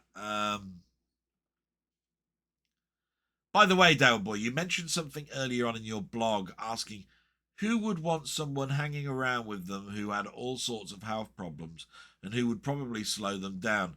There is a simple answer to that one. A true friend. Ah, that's nice. Thank you. Yeah, I remember the sentiment of me saying that, and it was something that I was being made to feel, you know, based on doing stuff for others and wanting to fit in, and you know, and when you've got health problems and all that, I'm sometimes made to feel like that time in your life at school when you're up against a brick wall and they're choosing the football team and they're going, yeah, you as a striker, you as a striker, you as a defender. You get to the end and it's the two fat lads against the wall and say, oh, I'll have to have him then. No, you can go in goal. You know, a bit like that. And that's how I feel an awful lot of the time. especially if you're not invited onto things and that anymore. You just feel like shit, I suppose, really. I will leave you with that. Thank you for another insightful video. I don't know how you remember all the things you do, but it amazes me. That is your superpower. I'm losing my powers. I used to be super strong, and now I'm weakening because brains cells are dying by the millions every day. But thank you so much. I can imagine sometime in the future there will be a YouTube video of someone unboxing a Bowen figure of a character called the Rememberer, and it will look suspiciously like you. Somebody's going to do a statue of me. Joking. Like, all the very best. Enough said. No, seriously, man. Thank you so much. Excelsior. What can I say? It's a word I use usually when I'm ending something off text-wise. But Excelsior to you, buddy. Thank you so much. Salute. Brilliant. Thank you. On to David. Retro games played badly. always makes me laugh. I don't think he's doing too much work at the moment. He used to listen to my stuff while working. So he's got great choices of sitcoms. Porridge will always be my favourite. I enjoy the statue videos. Thank you so much. Like I said, I was saying that they didn't get much mention, but they're being mentioned at the moment. That's great. If you get the Specky tape by mistake, you were lucky. Ooh, Denny's got Battle of the Planets. Very jealous. As ever, enjoyed the trailers. Take care, mate. No, short and sweet. Thank you very much. Lovely. I hope it entertained you. Brilliant. And Denny's answered you by saying you can have it for 500 quid. And I've got really quite far, but I'm going to have to take just a little bit of a break. I need to wet my face and so forth. So it won't seem like anything more than a couple of seconds. But back in a moment. And we're back. Sorry about that. Just needed to get a little bit of water and so forth. It's quite warm today. And we're moving on, and we get to My Mate Steve. What a channel. Gotta watch that. The Planet Crafter stuff and all that is just hilarious to watch. But he's just so good. The fucking bastard. Fucking hate him. Marvellous guy. We chat all the time, just not recently at the moment. Like anybody, we all go through life's turmoils, and whenever he shouts out to me, I'm there for him. That's all I can say, really, matey. Always here for you, buddy. And he's put today, hi Del, I love the idea of top 5 sitcoms. Yes, stupid me not mentioning you. Mine would be, so here we go. Steptoe and Son. Oh, how can you not like Steptoe and Son? Absolutely marvellous. Do you know what? I should watch Sanford and Son, the American sitcom, which you know, Steptoe and Son came first. But it's just I can't bring myself to see it. Really, to be quite honest. I watched 2 episodes of it. Anyway, The Likely Lads. So I think you've mentioned to me before that you like The Likely Lads more than Whatever Happened to The Likely Lads, but I'd group those two together and wouldn't think twice about it. Brilliant. Set in the Northeast. Brilliant. I think I've mentioned them before. Brilliant. You Rang My Lord. Interesting one. That's the Heidi High gang, isn't it? Yeah. I mean, you can't turn around and say the writing in that was bad. Brilliant. So glad that you mentioned something that is not generally talked about too much. Denny, what do you think? Do you think that one gets talked about too much? I don't think it does. Porridge, brilliant. Or that was in mine. And The Good Life. Oh, wow. Now, when we're talking about what everybody was watching in the 70s, The Good Life is there. I watch it now and still find it funny. I remember that whenever there was an interview with any of the people from The Good Life, or they were showing clips of funny scenes from the 70s, they would always show Richard and Barbara trying to garden with Penelope Keith falling ass over face, trying to get to where they were growing their carrots and potatoes and beans and so forth. I do remember that. But yeah, cracking ones there, matey. But yes, doing lists is really hard, and there's always something you forget, and then remember it 2 days later and go, damn, why didn't I think of that one? Happens to me weekly. Thank you very much, mostly because of you bastard. Anyway, on to other things. You sound like you're struggling a bit at the moment. Yes, I am, matey. But I'm trying to remain optimistic, and I'm trying to remain positive. I'm very sorry to hear that. I'll be honest, I don't pray, never have and never will. I'll say no more about that. But I will say that you're in my thoughts. And I wish you all the very best indeed. And I hope you're better soon. Yeah, thank you so much. And the sentiment, thank you.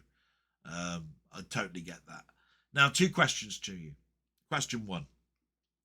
I found a couple of 70s series that I totally missed and might grab them to see how they are. Have you ever seen them? Oh, Christ, here we go. They're called Potter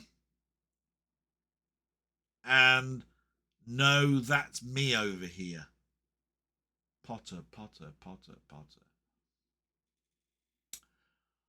Yeah, wasn't that Potter around the time of the fall and rise of Reginald Perrin? But it was Arthur Lowe from Dad's Army, wasn't it? Yeah, he's retired, if I remember rightly. But he was a businessman, just like the fall and rise of Reginald Perrin. Different type of show. I don't know how many seasons it ran for. I don't remember too many episodes, matey. No, That's Me Over Here. Never heard of it. Sorry. I bet you any money you're going to bloody fill me in with some marvellous thing that'll make me go, oh yeah. You know, like it's got one of my heroes in it. Yeah. Yeah, I don't know that one, sorry. Question 2. What is your favourite game that's on a system you never owned? Favourite game on a system you never owned? Never owned. I didn't own a system. I've recently come across Manic Miner on the Auric 1, care of Colin Jones, Ponder. Is that one that I can talk about? Because when I played that, I went, wow. Yeah, that's good. I mean, it still doesn't beat the Spectrum version in my eyes, but wow, that was good. That's going back some years now. System I never owned and I've played. I never owned a ColecoVision or an Intellivision. I had one, fixed it, and sold it. But I remember going into Dixon's or Curry's and playing Lock and Chase when they had their game consoles on display. So Lock and Chase on one of those 2 systems, yes, that would be a favourite of mine. Never had an Atari ST, don't want one, but played round my friend's house and he had Oids. Loved Oids. Why didn't that come out on the Amiga? Not the best scrolling routine, but I can't beat a game that's a bit like Thrust and all that. What a question. That's a brilliant one. Thank you, you say. Take care and love to your mum. One more thing. We're always thinking about you and caring about you. Never forget that. I'll try not to, matey. Thank you. Yeah, it's taken me back a little bit, the sentiment. Thank you so much. I'll always try and hold on to thoughts like that. Very difficult when you know how life at work is 8 hours and reading out a sentiment is 30 seconds. So hard to keep hold of a thought like that. You know what? For me to get through work, sometimes I'm thinking about what I can do when I get to the end of work, whether I'll be able to do a video or whether I'll be able to watch a film or play a game. And it's so sad for me that I fall asleep and all of the evening goes, yeah. Thank you so much, and my salute to you, you bastard. We move on. Martroid. Dell, I'm so glad you liked Mega Typhoon 2. Yeah, brilliant game. Do you know what? I thought Mamemeister was doing an all different systems game. And I brought Mega Typhoon up for him to play. Again, he won't be doing that tonight because I think he's playing the X68000. And to be quite honest, you know, the only game I can think of that I'd like him to play on that is Peridius. I love Peridius on the X68000. I know full well he's going to do R-Type. Bastard. Anyway. The backgrounds can be a little busy, but yes, the sonics are utterly delightful. Speaking of sound effects, I've just recently started to get back into Mindwalker. How many times have I mentioned Mindwalker and nobody talks about it? Mindwalker, what a game. So weird game, Mindwalker, yeah. With a goal of completing it at some stage. I can do it. Played it to death back in the day. The thing that stuck me the most on revisiting it was just how lovely its sound effects and musical passages are. Yeah, it's sort of like a blippy bloppy noise. It's like do do do do do do do do do do do do like this, right? Weird, right? But not sampled or anything. It was a very, very early game. In fact, it came with my A1000. Mindwalker did. Boxed in with Kickstart and all of the rest of it, right? Put it on. And the premise of the game was so weird. It was like you're a little man inside a brain and you need to go past all of the levels that make up the game. It was all made up by platforms with weird, lovely thousands, you know, like colours. And you had to find a cancerous part of your brain or something and take it out and kill it in a sub little game. Something like that. Brilliant. Do you know what? You made me want to go and play it now, you bastard. Anyway, rock on, my brother. Oh, and I loved it when you moved the PS5 controller. Your wish is my command. Look. Put it there. Yeah. There you are. Moved again. Salute, my friend. Thank you so much. And then I've got 3 messages from Mamemeister. Oh my God, hang on. First one says, I'm first. What a bastard. Then you've got, you had nothing to apologise about, fella. It was an open-ended question. And it just happened to open up grief that's been bottled away for a long time. In some ways, it made me realise all the more how much I miss my mum, even 27 years on. Thank you.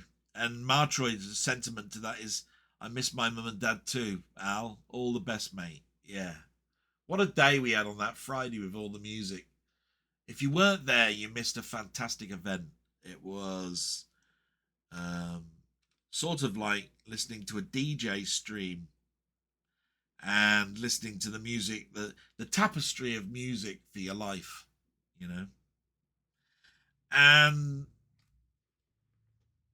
I mentioned a question, and it brought back a memory that was full of grief. And I did the similar thing 11 months ago to Jeff Minter, and I just thought, bloody hell, why is it that I bring people down? I want to bring people joy. So the last one says, I'm going to ask you to answer your question to me. Is there a song, any era, which invokes huge emotion when you think about it or hear it? That's similar to what I said. I said, is there my question, if I'm right, was, is there a song where the words of the song have great meaning to you? That was it. Oh, wow. Well, we actually talked about this before on a stream, matey. We got very morbid. And we were talking about songs that we wanted to have played at our funerals. But let me think. I'll mention that one in a moment. But I've mentioned this a couple of times now, but my dad introduced me to a song called Burning Bridges by the Mike Curb Congregation, which is the end theme to a film from Kelly's Heroes. And it's all about remorse. All about remorse. And when I think about it, it talks about, it says things like, I wish I'd listened to my friends when they told me I should do this, but I didn't. I disregarded everything that they said, went in a different way, and now I'm burning my bridges, wondering why I didn't listen to them. And I listened to the words and the fact that my dad introduced that to me, and yeah, that brings back some sad times for me when I think about my dad.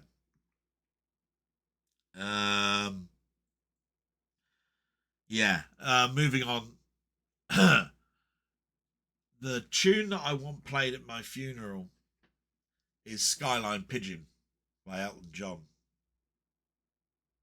It's one of his very, very early tunes. In fact, it's before your song.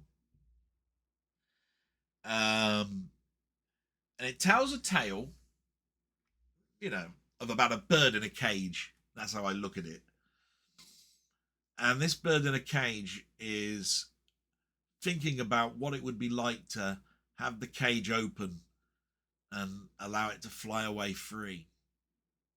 And it's a song played at, I think it was a boy's name called Ryan White, who was a young lad who died at the age of 12 or 13 from AIDS. He was given a blood transfusion. His family went through hell. The kids didn't want to play with him, didn't want to be around him, thinking that you could get AIDS by just touching people. So he died of HIV, and he played Skyline Pigeon. And I've always thought of my life as being trapped. I want to be able to do this, but can't.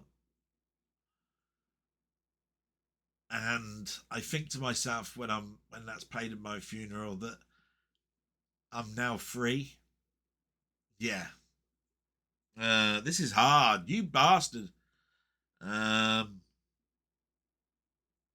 a song that my mum asked me to find because she said it reminded her of her husband, my dad. And that's Cilla Black's You're My World. Yeah. So here's another one that's going to be hard when my mother goes. That tells the tale of two people that reminisce about real world things as being what they are. There's lines in it that just like the branches of trees reach up above, for things, then my arms are out for you in love. When I look into your eyes, it's like stars up in the sky. All of that sort of stuff. And you can look at it as being, lovey-dovey, but it obviously meant something because my mum told me they played that at the wedding. So obviously I weren't there. So that's brilliant. And for me, The Carnival Is Over by the Seekers, which is a a tune that a lot of bands play apparently at the end of concerts, because it's sort of like a folk song, about two lovers wishing them, saying goodbye to each other for the final time. They'll never meet again, and he or she is about to leave and get on a boat, and that's the end. And it's called "The Carnival Is Over." And of course, we can't. I mean, what a beautiful song and what beautiful words are in that. And we can't get away from "Forever Autumn," which we both agree have so much meaning. My mum was playing that when she was cooking the Sunday roast. It would be on Steve Wright's love songs or whatever it is that would have been played, at, between 11 in the morning and 2 in the afternoon, when my mum would be cooking the Yorkshire pudding and the roast spuds and all the vegetables. And I'd walk into the kitchen and that'd be playing on the radio, and I'd hear my mum singing it. Yeah. What was I, 9? Yeah, bloody hell. Thank you, buddy. I just about, I think, kept it together. I ain't going to be so stupid and ask you questions like that again, you bastard. Thank you so much, guys. And we've watched on YouTube and so forth. Hopefully I can get through this quickly, and educate you with some of the great stuff that's out there. So, as you know, I watch This Week in Retro and Tech Moan religiously each week. They didn't disappoint this week. This Week in Retro was talking about Codemasters Archive is back up. And that's important to me because they even mentioned where Codemasters started up from. And that's where I went for my interview. There was my sister's best friend, Sally Ann Pinkham, her name was at the time. And she was a receptionist, and I wanted a summer job there. And I remember having an interview with David and Richard Darling. I didn't get the job, but it was a funny interview. Never forget that. They also talked about preserving games, and also TIE Fighter is celebrating its 30th anniversary. Brilliant show this week. Loved it. Neil obviously got a number of subjects in there that are very close to me. And Techmoan did what they called the last boombox. Now, he called it that on purpose because we, as in our age, called them ghetto blasters. And boomboxes these days are these Bluetooth speakers. Not the same. So he wanted to see whether anybody actually still makes a ghetto blaster in the way that we used to call them ghetto blasters. And they do. The JVC have brought one out. It's 250 quid. The battery itself is £50, making it a £300 musical instrument. And he went through the pros and cons of it, and it was very interesting. I watched it all the way through, thought, wow, brilliant. Amazing that you pay that sort of money and they still miss out on what made those devices exceptional. They didn't put much thought into the button layout, things like that, and yet brought out a quality product. So definitely worth a watch. Movie Collector this week did a comparison like he did the week before. This time it was Gladiator 4K against the 35mm and Super 8 editions that are done by projectionists. That was brilliant because the more I learn about projection, the better. Love that. Splattercat Gaming was talking about a game that I'm very interested in this week called Cataclysmo. And is it worth the wait? And I watched it, and I'll make you watch that to get the answer. But I'm very, very interested in picking up that game. So you never know. I've got a week off. This afternoon, I might just be making a purchase. I don't know at the moment. Money's a bit tight, and then the payday's not till Tuesday. But I might do that. Then there was a documentary YouTube thing called Faxville UK. Faxville UK is the title. The other one, by the way, was Splattercat Gaming. Don't forget that for the Cataclysma. And Movie Collector for the Gladiator. Faxville UK was putting to rest something that I wanted to know. And that was Norman Wisdom's family confront the rumours 14 years on from his death. So I don't know if you know, but Norman Wisdom was huge in my childhood. I liked him. I've got a collection of his films, a box set. There was a documentary about him in his later life. They'd already taken his cars away. His mind was going. The carer that looked after him was having to give up the job. And they were there confronted with, what are we going to do? So we put him in a nursing home and all of this sort of stuff. Now, apparently, when he was in a nursing home, there were all sorts of things that were put in place, like a password system, so that you couldn't visit him. Restrictions on how many people could see him at a time, if any. All sorts of stuff. To the point where it was even mentioned that his agent wasn't able to see him. So this documentary addresses 14 years on.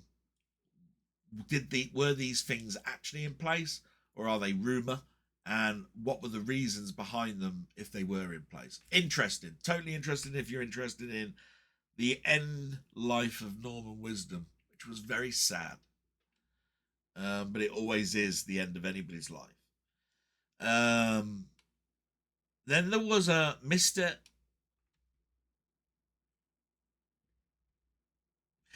E Models. So that's Mr. the letter E Models. That's the name of the channel. And he talks about the Marvel UK landscape format. Now, this was an interesting article for me because I know it all from that period because I bought them. But he brought out a comic called The Titans, and it was the first one in landscape format instead of A4 portrait format for a comic. And he questioned, why did they do this format? How long was it out there for? Why did it die? Etc., etc. Now, he doesn't answer those questions. I can answer them for you if you want, or what I know. But it was around for about a year and a half. And I love the format. It made it difficult for Marvel, though, because in a landscape format, they had to redo the art for quite a number of panels, which they had to do in portrait format as well, but not to the extent that they had to in landscape format. My God. Yeah. Then there was Mend It Mark is the channel. He did a first repair I've seen on a Pioneer Laserdisc player. And it was interesting. My God, they were built like battle tanks. They cost, Laserdisc players cost from around about 400, I think, pounds, the cheapest I saw at the time that I was buying mine, to £1,500. And my one was about 800 quid. It was a dual-sided one. One where I didn't have to take the Laserdisc out and turn it around. And I have such fond memories of it. And this one was not playing the second side. So that was interesting. But it was nice to see the insides without having to take mine to bits. Then there was a channel called Marvelous Video. This was interesting because it was titled The 10 Most Underrated Sci-Fi TV Shows Played Already Ahead of Their Time. And the choices were a bit questionable, but there was a couple of ones there that brought back a nostalgia in me, so that was nice. And then we'll get to some of my friends now. So we've mentioned some of these already, but there's Rock God and Euphoria Pictures, and you know how much I appreciate these guys.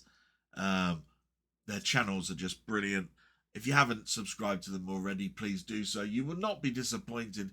If you've even got the remotest questions on film, listening to film reviews, looking at the huge collection sets, what they look like, these big box ones.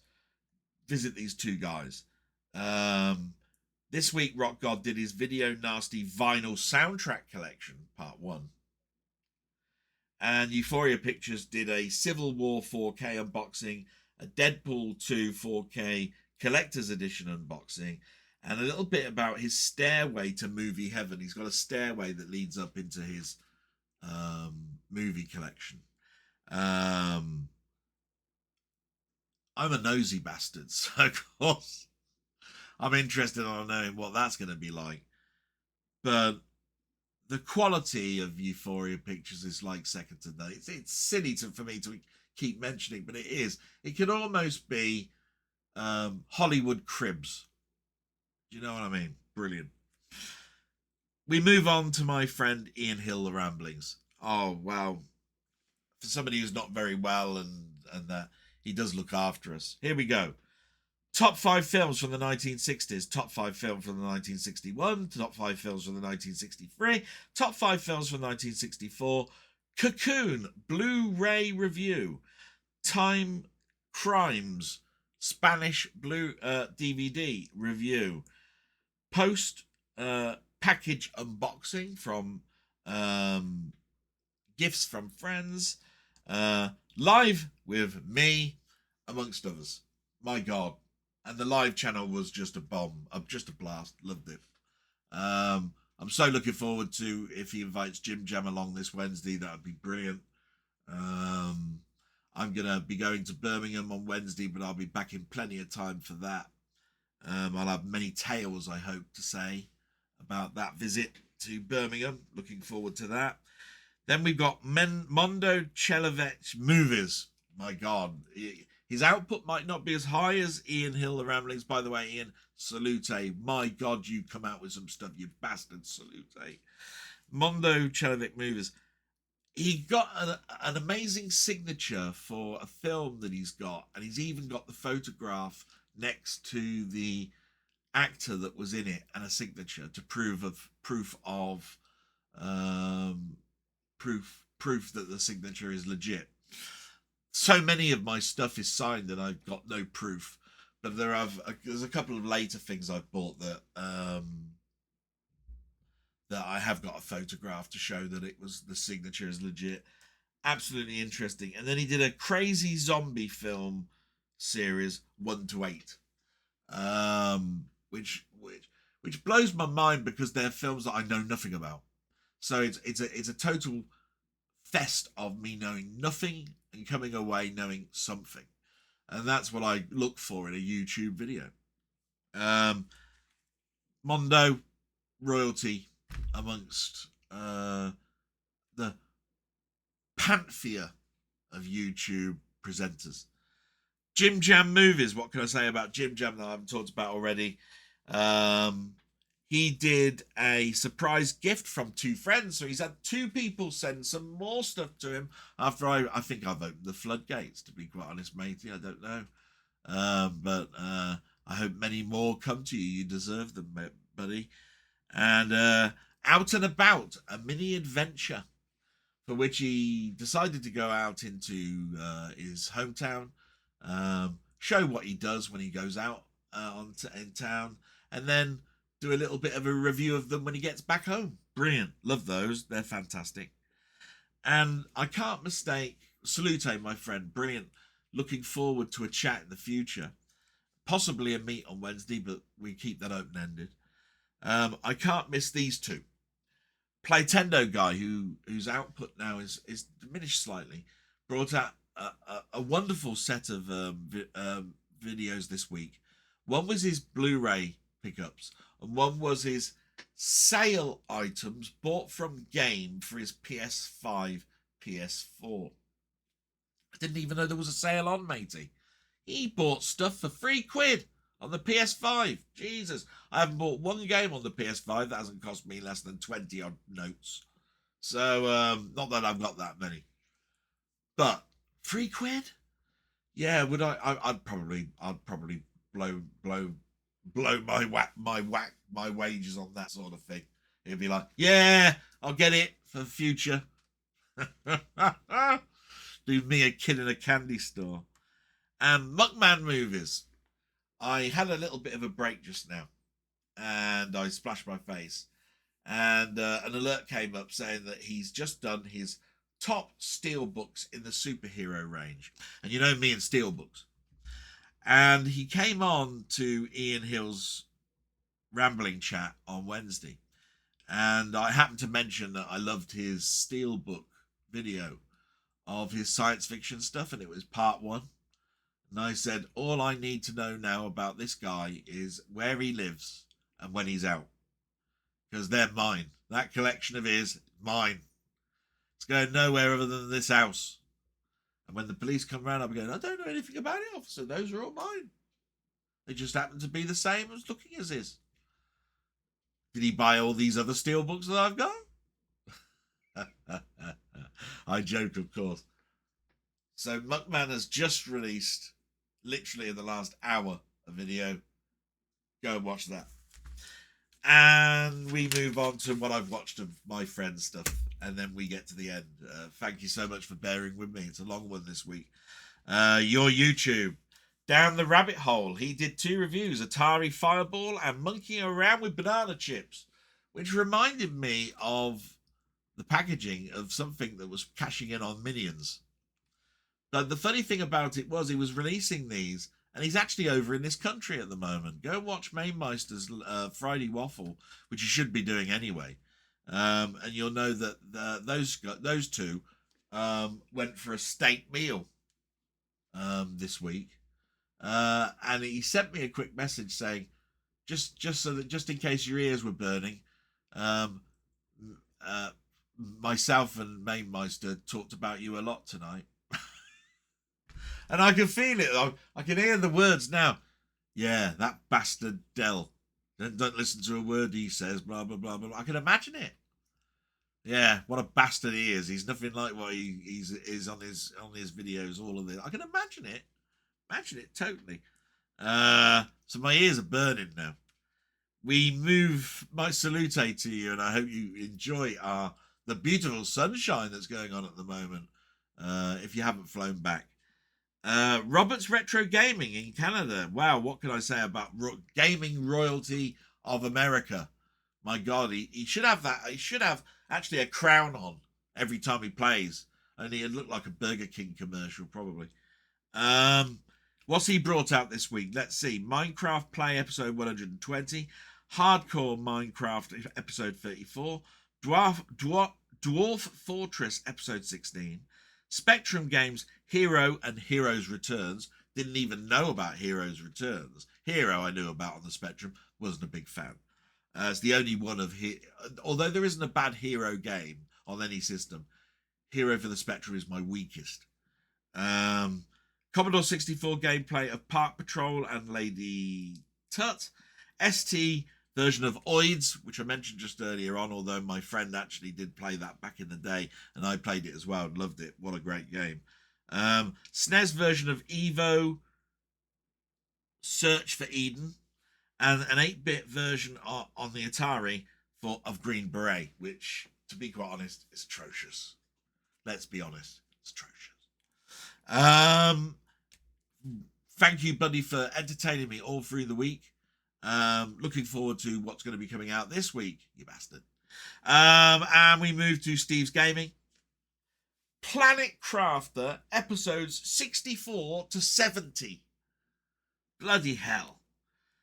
As well as Commodore 64 gameplay of Platman, Demons of Dex, Gold Quest 6, and one other I can't read the writing of. Oh, that's stupid of me, isn't it? Burks 4 or something, I think it's called. But the Spectrum stuff was Mushroom Man, Cavalon, and Starstrike. Cavalon and Starstrike are 2 really well-known, loved by me games. Although I played Cavalon on the 64. Starstrike it always amazed me when Starstrike came out, how they didn't get collared by LucasArts and Star Wars. Oh my God, if there was a game that looked like Star Wars. And this is the other thing I don't get about it. When the actual official port of Star Wars come out, why didn't they hire those programmers? Anyway, brilliant channel, brilliant videos all week. Definitely watch that. What a man. Salute, sir. 20th Century Gaming did a long play sort of version of Wally Goes to Rhineland, which he's been doing the Wally games for the last week or so. He played my favourite. Wally Goes to Rhineland is the distant cousin of the other two. The other two being Wheelin' Wally and Trolley Wally. Trolley Wally for its music, second to none. And a heck of a game, but hard. Wheelin' Wally, a rip-off of a game called Snapjack. My favourite of them, because I love the classical music that's in it. It's Minuet in G major, by the way, if you ever want to look it up. Wheelin' Wally, what a game. Loved it. I can hear the music. The music's playing in my head now, and I just want to go and play that music again. It's just brilliant. And then we come to the last one, Seb's Place. His channel this week was called Crap Movie, Great Game. Now, I always find that this is always a personal position on it. I didn't quite agree with it. He did a scoring system where he'd mark the film, mark the game, and then there was a plus 1, 2, 3, 4, 5 difference between the two. And, you know, but it all depends on your point of view. I love the Rambo games, First Blood. It's the first one that he did in the video. And it was nearly the weakest of the lot of all the games. And I disagree with that. But that's why there is the beauty of Seb's Place. Because not only is the quality of the product that he's doing absolutely fantastic, he gets you talking. And it makes you think yourself, do you agree or do you not agree?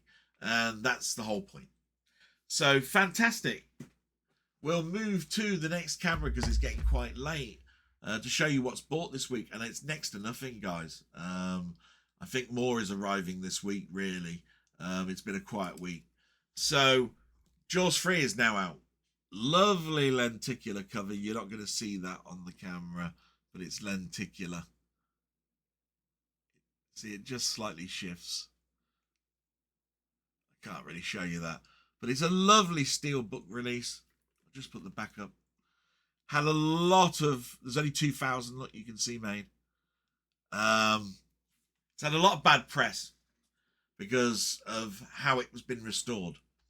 Don't listen to that crap. Nigel and I are both on the same page with this. They've used AI to clean the background of crowds and things like that.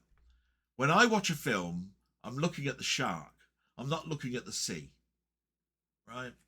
So if they're cleaning up the background to make it look sharper or nicer, to coincide with the sharpness that they're doing of the proper image in the center of the lens, why is that bad? I'm not looking at the crowd to see if I can find my mum in it, because she ain't going to be there.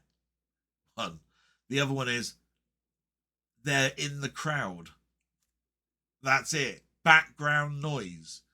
They could be there, they could not be there. The very fact that AI gets the faces wrong, neither here nor there. It's got to be better than it was. And that's the whole point.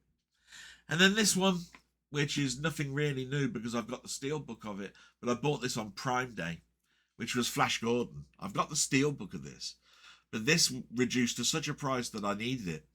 My steelbook has got 3 discs. This collector's edition that came out at the same time is a 5-disc edition of Flash Gordon. It was 20 quid. So it was next to nothing compared to the 50 quid price it was when it originally was out.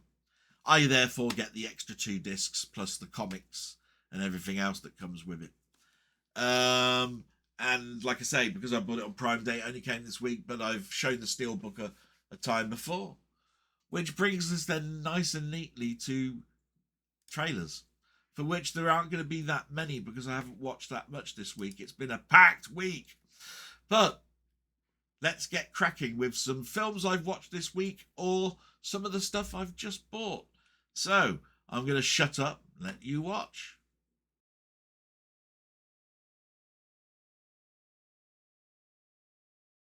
Can I look at those nose cards one more time? Oh, yeah. C.D. Bales had a small problem. They said it was big, but I didn't expect it to be big. He could handle every situation, except the one that mattered most. I'm locked out of my house. Come on inside, I'll get some tools. I don't have any clothes on. Maybe you'd like some wine with your nose. Cheese. I want to look like Diana Ross. I think she's fallen in love, but she doesn't know it yet. There's someone I think I should get to know better. His name's Chris McConnell. This time I want you to do it, Dave. I want you to cut the thing off. Maybe you could encourage him a little. Look, she wants somebody who looks like me and talks like you. Don't panic. Stay calm. Stay calm. Because there is a heart here That's good. That's okay. that wants yours to know that there's a possible 502 on Main. So why'd you say those things? Tell her you were afraid of words. Because I was afraid of worms, Roxanne. Worms! Worm. Love may be blind, Get out. Get in! No, get out. Get in! but hopefully Roxanne isn't. Steve Martin, Hey! Daryl Hannah, Why don't you just get that nose job? I did. Roxanne, Hello. 15 love.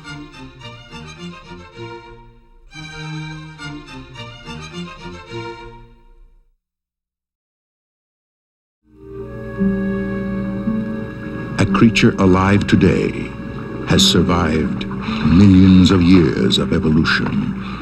It lives to kill, a mindless eating machine that will attack and devour anything.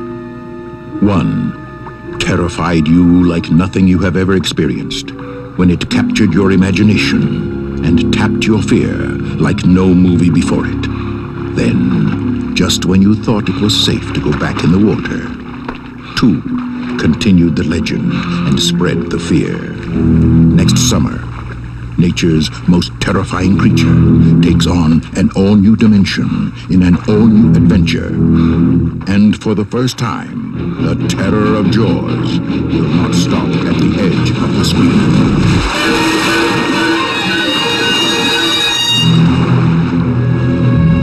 Jaws 3D. The third dimension is terror.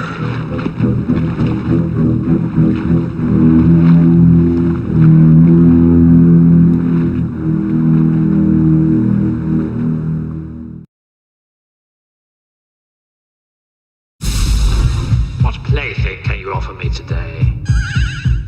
The planet Earth. What's happening? It's an attack! Pathetic earthlings! Who can save you now? Flash! They'll kill you! Let's all team up and fight him. Prepare him for torture! I want him. Stop at nothing.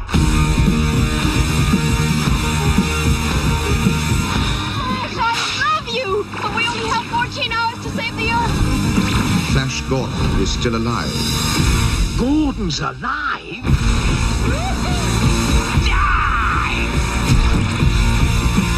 Yes! Must be my lucky day.